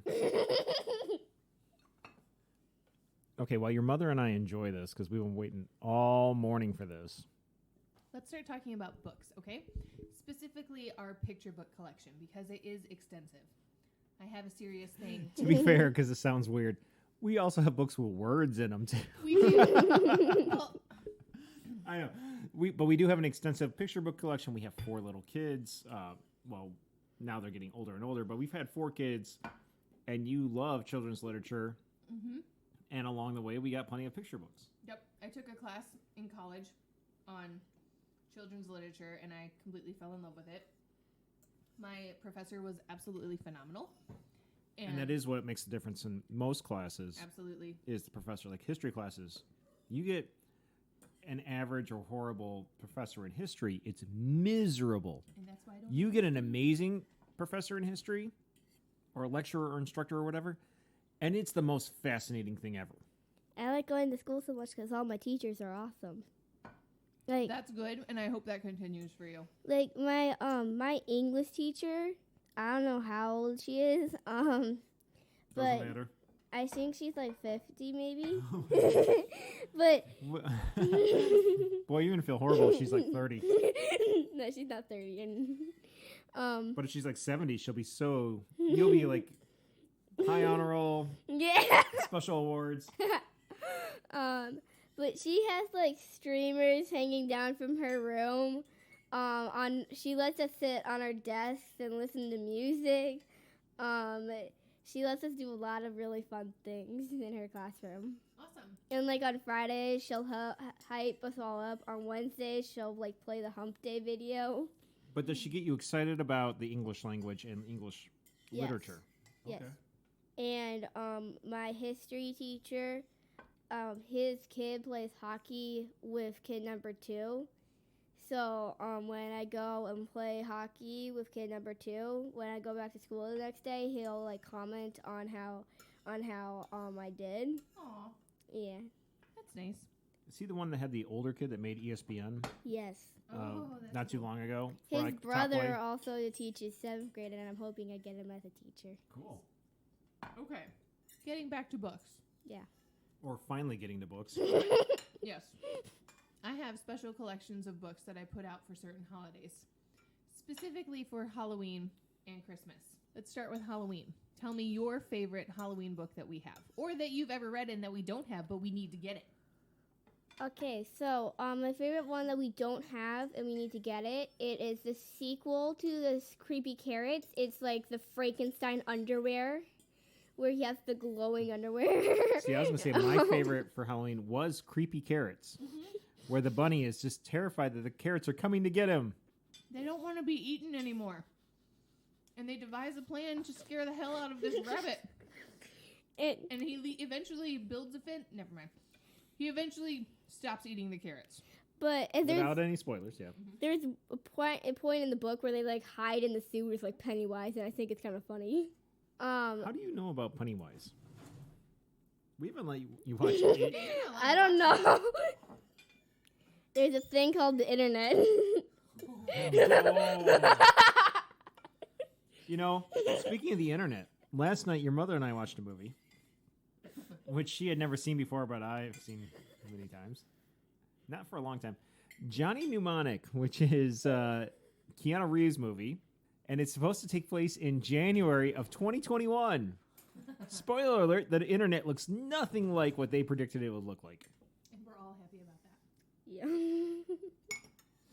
Yeah. But my favorite book that we do... But Ice-T still exists. Okay. You don't know, and Henry Rollins. But my favorite book that I have read that we own would it's either The Monster Store or The Kid Who Saved Halloween. Yes, okay, so I put both of those on my list, and I will read it to you right now. This is your Halloween list? This is my Halloween list. These are my favorite Halloween books that we do have.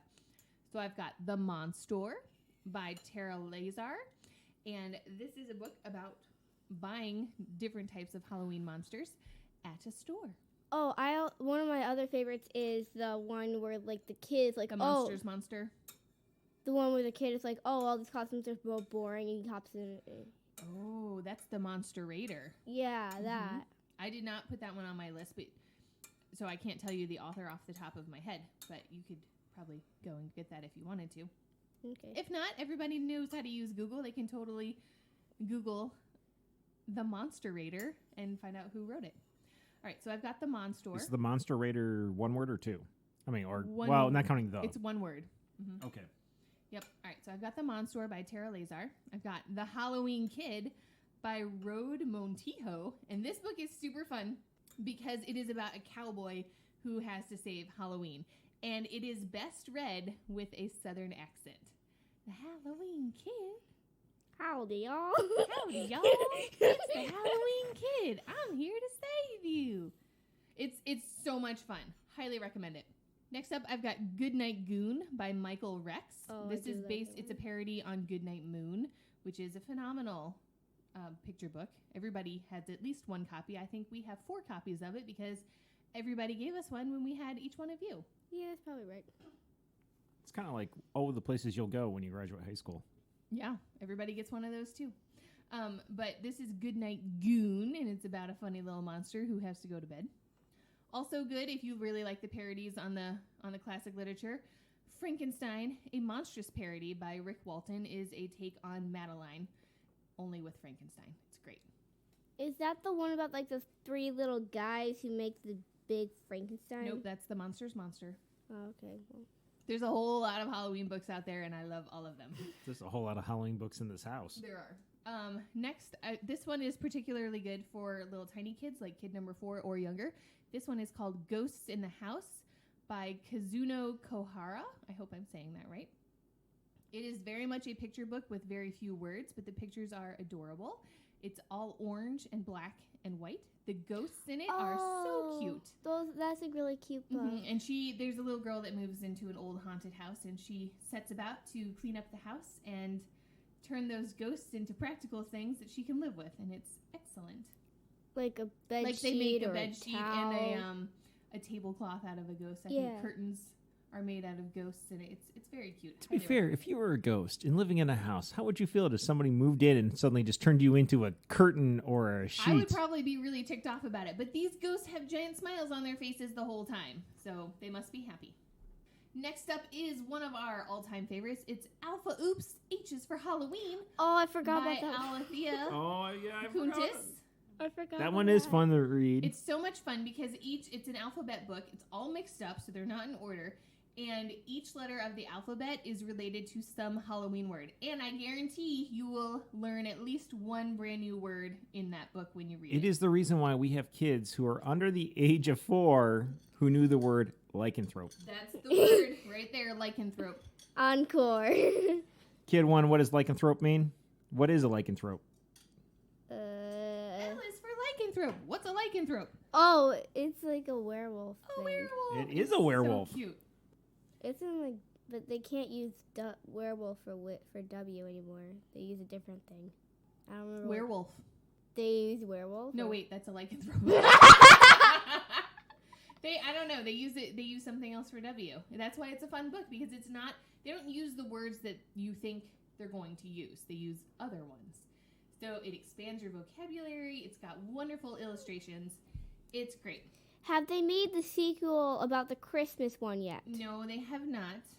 There is another Alpha Oops book, which actually came out before the Halloween one, but I don't have that full title available. But if you look for Alpha Oops, H is for Halloween, I'm sure that other one will also pop up. I would love it if they made the Christmas one. I just don't know if they're going to. And then for our older kids, it's one of those like early readers, you know, level 2, level 3 type of readers. And it is In a Dark, Dark Room and Other Scary Stories by Alvin Schwartz.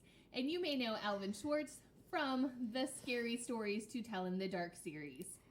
These are amazing stories. There's one like that we have that I think I got from Book Fair or something. It's called Never Kick a Ghost. Ooh. It has a bunch of funny stories. I do know which one you're talking about. I really do like that one. What is your favorite story? Because it's a collection of short stories. So I think can you think of your favorite one? I think my favorite one is like the most it's like it's the one that I think might be the most creepyish, but the most most one that like you can picture it in the real world. Okay. And I think it's called like The Green Ribbon or The Girl with the Green Ribbon. Mm-hmm. That is also my favorite story in that book. It's about a girl who wears a green ribbon around her neck, and she ends up falling in love with a boy who is her neighbor, and they end up getting married and getting old together. And he always asks, "Why do you wear the green ribbon?" And she says, "I'll tell you when it's time." And she tells him when she's about to die. Yep, she does, and it's pretty surprising. Yeah. So they're a little bit creepy, but not too creepy, and some of them are funny. I think I got it in like maybe 3rd grade, and I read to that story, and I was like, nope, I'm done, and I shoved it in a corner. No, we've always had this book. Oh, we have? I got it when I was about 8 years old, Oh. and I loved it so much that I kept it all of these years because I figured my own children would also love it. Well, I got to the end of that story, and I was like, no, I'm done, and I shoved it in a corner. Nice. All right, so that takes care of Halloween books. How about favorite Christmas picture books? Can you think of any of your favorites off the top of your head? I forgot what Christmas books we had.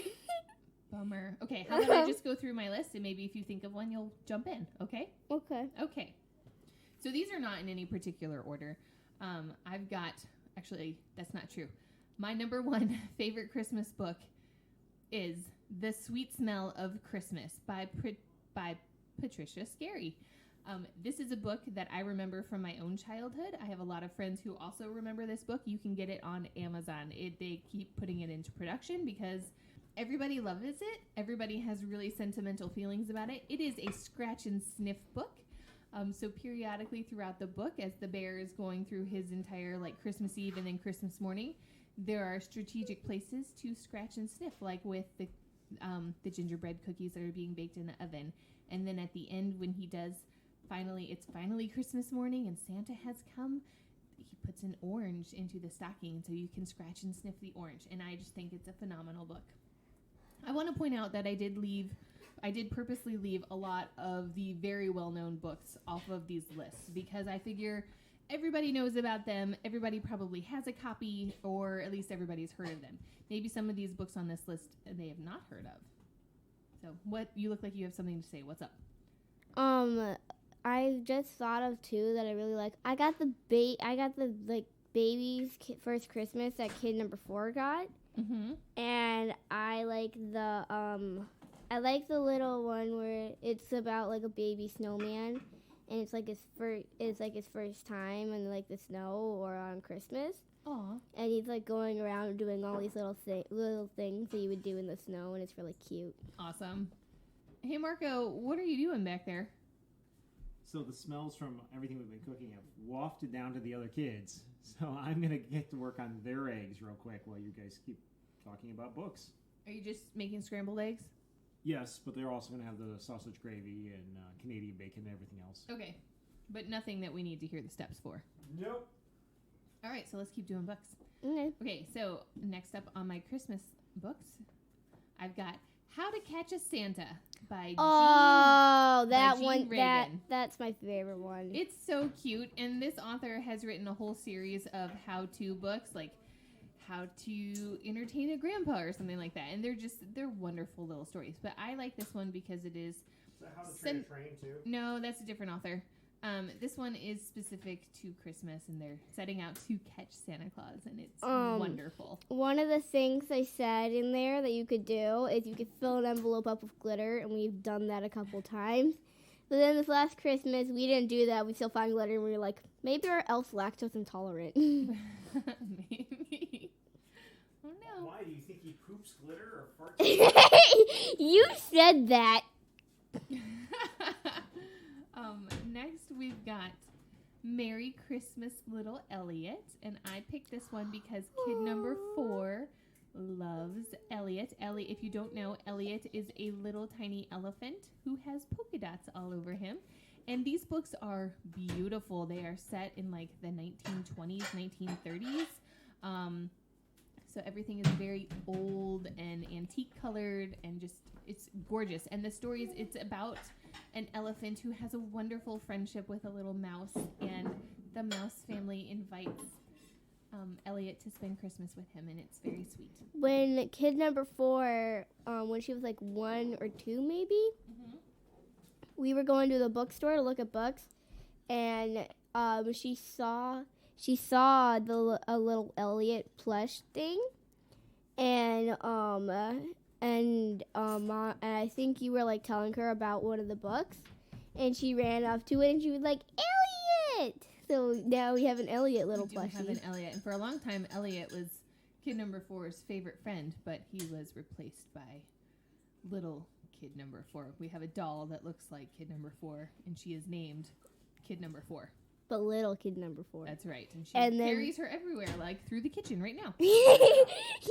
Right now she's wearing a little Frozen nightgown because for Christmas she got a Frozen nightgown, and it came with a little one, like a tiny one to put on like a doll or something, and now she has it on the little kid number 4. Yeah. Okay, so that's Merry Christmas Little Elliot, and next up we've got Merry Christmas Splat by Rob Scotton. And I love the Splat books, and I think that Merry Christmas Splat. I don't.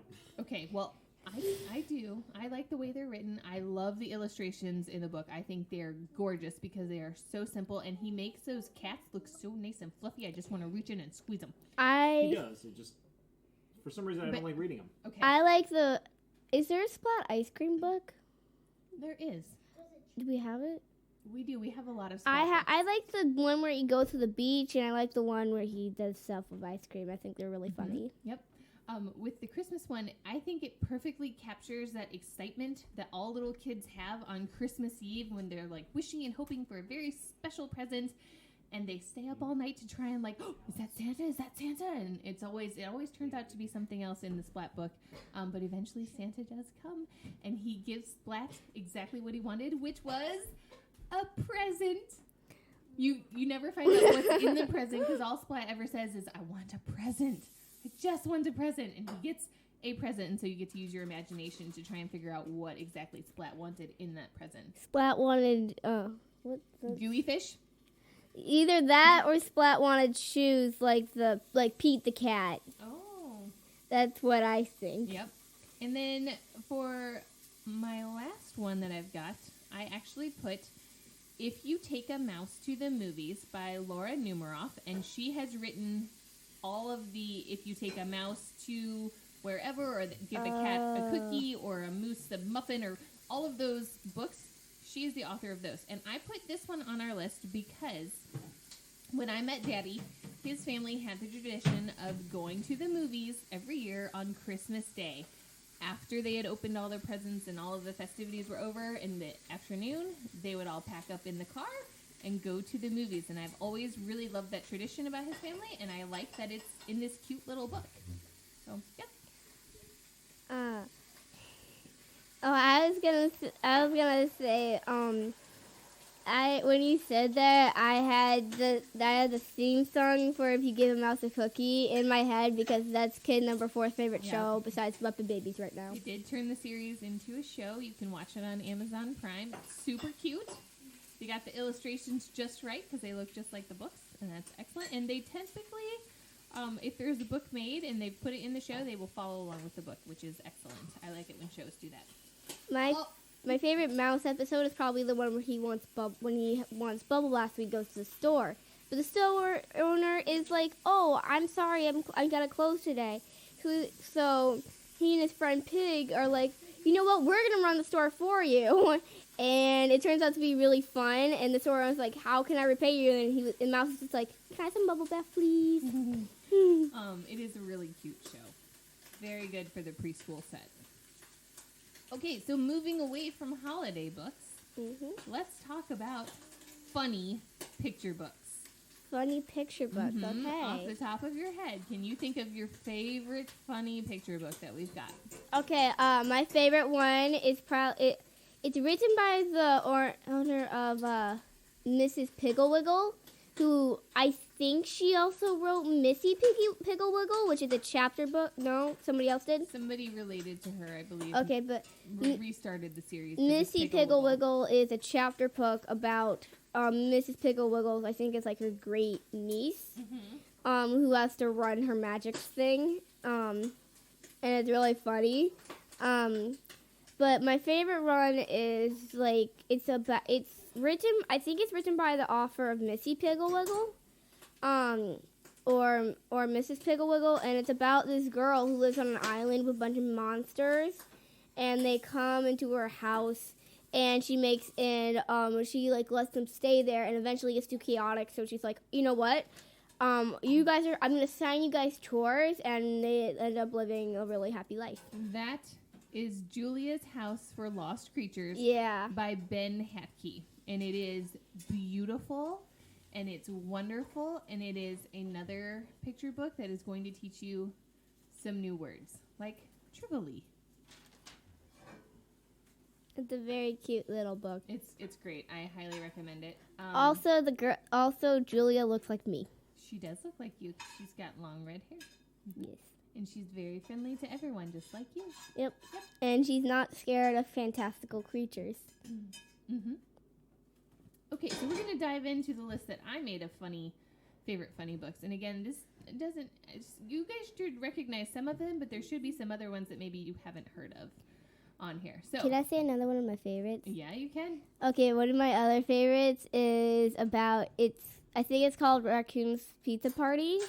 That's Secret Pizza Party. Yeah, it was about a raccoon who wants pizza, it's by Adam Rubin.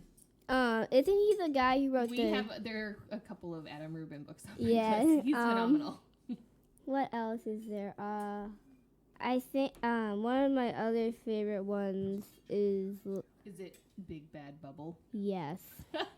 Yep. And the Dragon Taco and the Robo Sauce. Okay, so that's like all of them. All right, so we're gonna dive into my list because you're hitting a lot of them, Okay. which is not a bad thing. I'm happy you like them too. First up, these are not in order. We've got Troll and the Oliver by Adam Stower. I love that. And this is a fantastic little book about this little tiny guy named Oliver. He's like, 5 years old, and he goes frolicking through the forest, and there is a troll who desperately wants to eat Oliver. And so it is basically, the book follows along through every attempt by this troll to finally to eat Oliver. And at the end, he finally does eat Oliver, and he doesn't love it. But Oliver comes up with something better so that little troll gets a full belly finally. Oliver has a ton of fun antagonizing this troll. He finds great joy in thwarting all of his attempts to catch him, and it actually reminds me a lot of kid number 3, who also likes to antagonize people when they want something and he doesn't want to give it to them. So that's kind of fun too. Oliver, if you've ever seen the Pixar movie Brave, or is yes. Oliver looks like one of Merida's... one of the triplets. Yeah, one of the little triplets. He's got curly red hair. So and cute. they got little curly tuffets of hair, and they like to cause mischief. And so does Oliver. Yeah. Imagine that. Imagine if one of their names is actually Oliver. No, probably not. Okay, so that's Troll and the Oliver. Next is The Day the Crayons Quit by Drew DeWalt. Oh, And this book I like that book. Wonderful. I like that book, and I also like the sequel to that, where it's like the day the crayons came home. That's right. Yep. And I actually mentioned that. And these books are just so funny. They are quite long. So if you are trying to read this to like a 1-year-old, I really wouldn't bother because they're long and they're pretty involved. But if you've got like a 4-year-old, maybe some 3-year-olds who are super into reading and on up, they will absolutely love this story. It has really good humor in it. It does. There's adult humor in it, and there's also little kid humor, so everybody will get a kick out of it. Like the day the crayons came home, they're like, we're gonna go travel places, but they don't know the names of the places, and they just make up random places. Who's your favorite crayon? It's either the that like neon orange or the green crayon. I like Esteban. Yes, that guy. Esteban the Magnificent. He travels. My favorite color. My favorite crayon is peach. And we're not going to say why my favorite crayon is peach, but it is hilarious. And everybody loves that. I am pretty sure that the peach crayon in that book is kid number 3's favorite too. It's not? Okay. What's your favorite? Pea green. So Esteban the Magnificent? Esteban the Magnificent is in the second book, The Day the Crayons Came Home, which is also excellent. But the peach crayon is in The Day the Crayons Quit, and it's very funny. I think also Brown is in The Day the Crayons Quit because he makes... Because he like draws something and he draws like, something he's inappropriate with the brown crayon. And the brown crayon's like, that is disgusting. I will never be used for that again. If you ever use me for that again, I will leave for completely. It's so good. Like I said, there's humor for adults. Kid 4 is over here just chuckling away. Yeah, she knows. She knows. Adult humor and kid humor. It's great. It's perfectly blended. Everybody gets a kick when we read that book. Okay, next up, we've got The Epic Adventures of Huggy and Stick, also by Drew DeWalt. This is a great story. It's sort of like a funny little retelling in picture book form of those old people that live together. The ones from like Sesame Street? No, From Up? No. Up? No, from like the 50s when TV first started. The old guys. Ozzie and Harriet? No. The Odd Couple? Is it The Odd Couple? It's two men? Two men that live together. And they are different personalities. Yeah, The Odd Couple. Okay. It's sort of like a retelling of that old TV show, The Odd Couple, where one is like super happy and looks at life with rose-colored glasses and everything is amazing. And the other one is a horrible curmudgeon who thinks the worst out of everything and is very much a realist and very much a pessimist, thinking, ugh, this is the worst. And they really do go on an epic adventure. And it is the story of this adventure told through the lenses of both of these characters, where one has an amazing time no matter what happens, and the other one is like, holy crap, we're gonna die. This is the worst thing that's ever happened to me. At one point, the one who's like, I hate this, he loses an arm, and Stick gives him a spork as an arm. He's like, I hate this. I can only eat with this arm now. I can't do anything. Yep. Stick is the eternal optimist in the story, and Huggy is the stuffed animal, and he is the pessimist in the story. Stick absolutely adores Huggy, and Huggy does not love Stick. So it's really fun to watch this dynamic between the two of them play out as they go on this worldwide adventure.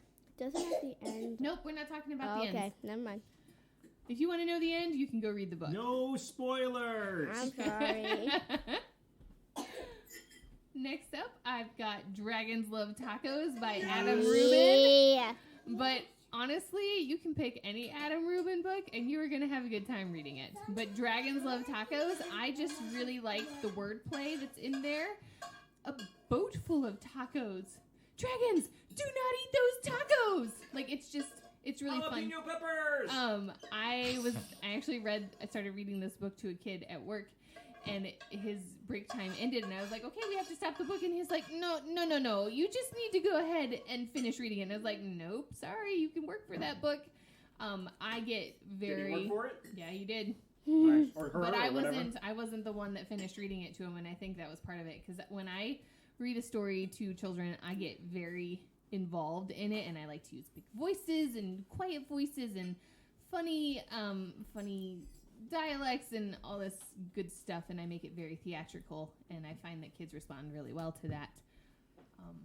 I would hope that my children feel the same way about it. Yes. If not, it's at least fun for me. But Dragons Love Tacos all the way. It's amazing. Next, I've got... Kid number 2 is right behind you. Mm-hmm. Kid number 2, how do you feel about Dragons Love Tacos?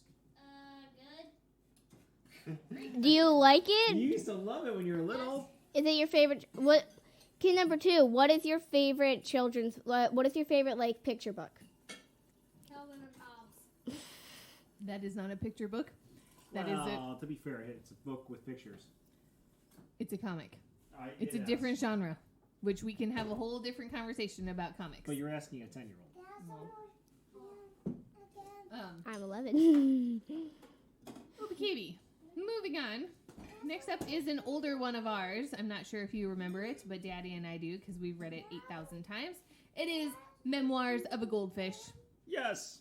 Is this the one about the goldfish who the owner puts a bunch of stuff in there? Yes. And I like that one. That one's This is sweet. Memoirs of a Goldfish by Devin Skillion. And I hope I'm saying his name right. If not, I deeply apologize. Your book is phenomenal. It is the story about a goldfish who is very happy alone. And then suddenly, one day, something new appears in his bowl. And the next day, something new appears in his bowl. And the goldfish eventually has a nervous breakdown about all these new fish and decorations and things in his bowl. And he has an epic temper tantrum. And then the story ends with a wonderful ending. But it's great if you can find it at your library. I think it's out of print. But if you can find it at your library, it's definitely worth checking out because you're going to have a good time with it. I have an elephant memory, and I remember random bits from when we lived in Virginia, and I was very, very little. And I can remember sitting on the couch with you reading that story reading that story to me in Virginia. You loved that story. Yes, I did. You absolutely loved it.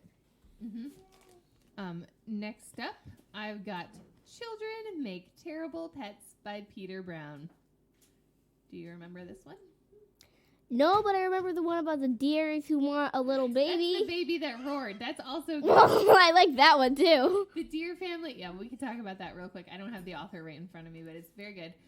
The Baby That Roared is about a deer family who desperately want to have a baby deer of their own. And one day, a little tiny baby deer, in quotation marks, appears on their doorstep. And what they think is a baby deer is not. It is, in fact, a little tiny monster wearing a deer mask. And it has everybody fooled. And this baby cries and cries, and they bring in specialist after specialist to try and figure out why this little baby is crying so much.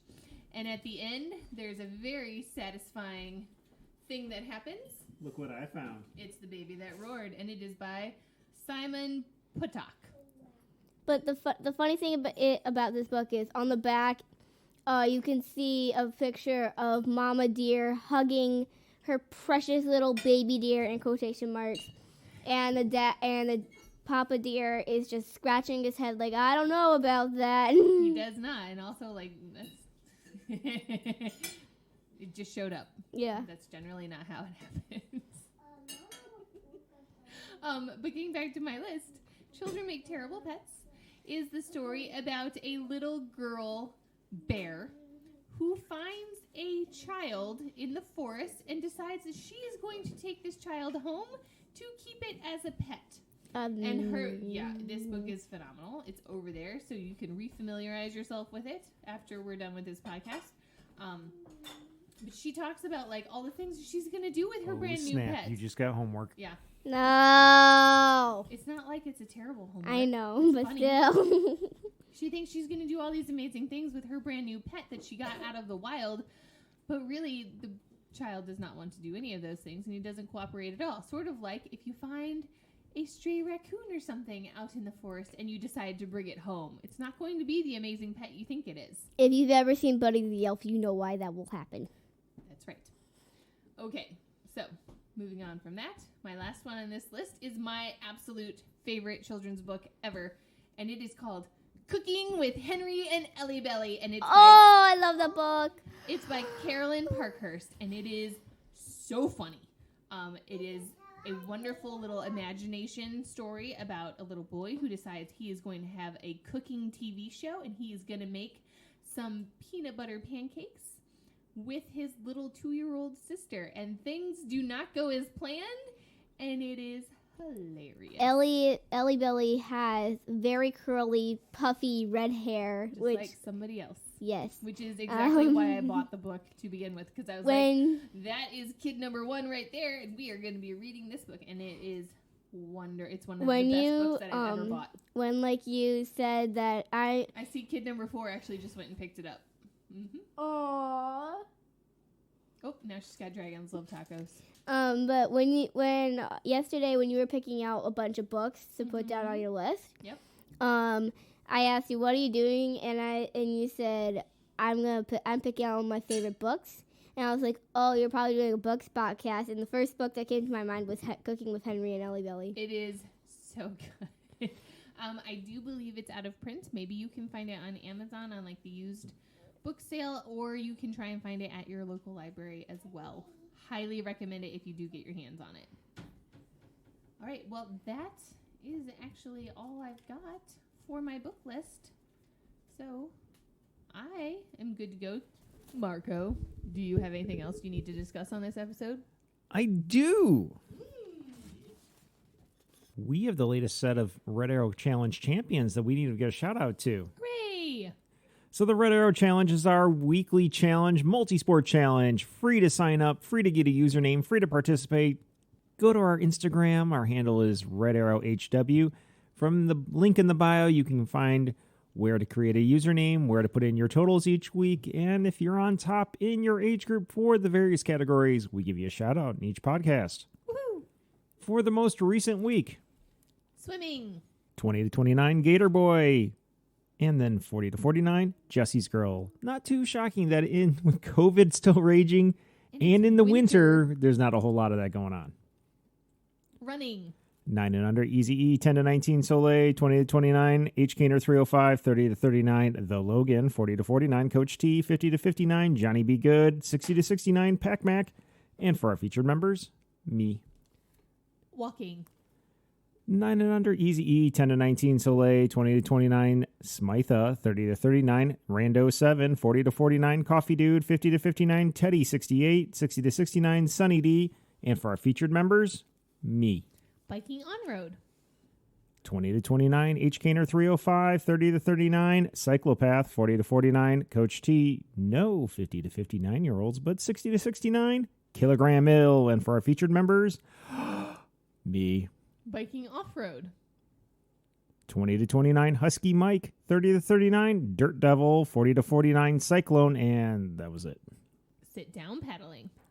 20 to 29, H. Kaner 305. 30 to 39, Rando 7.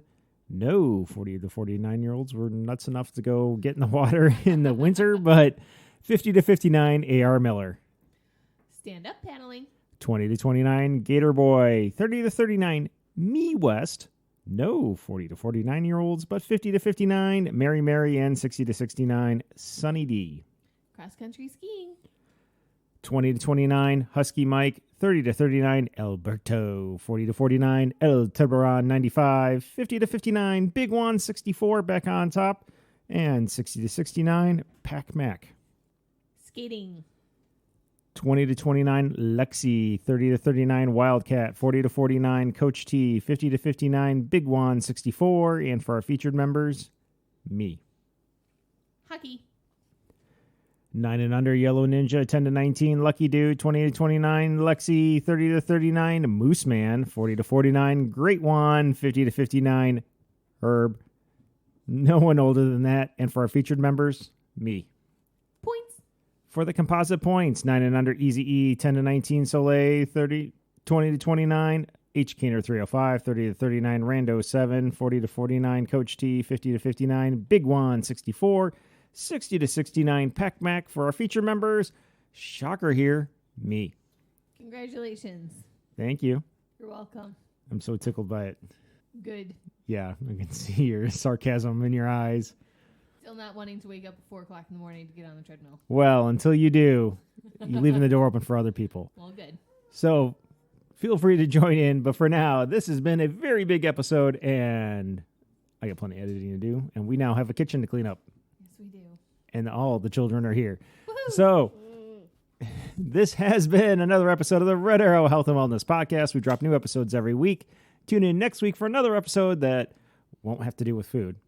Okey-doke. We're going to do something else. Or probably books. Or books next week. But we'll probably bring that back at some point. Mm-hmm. Until then, Kid One, Jessica, it's been fun. Loads of fun.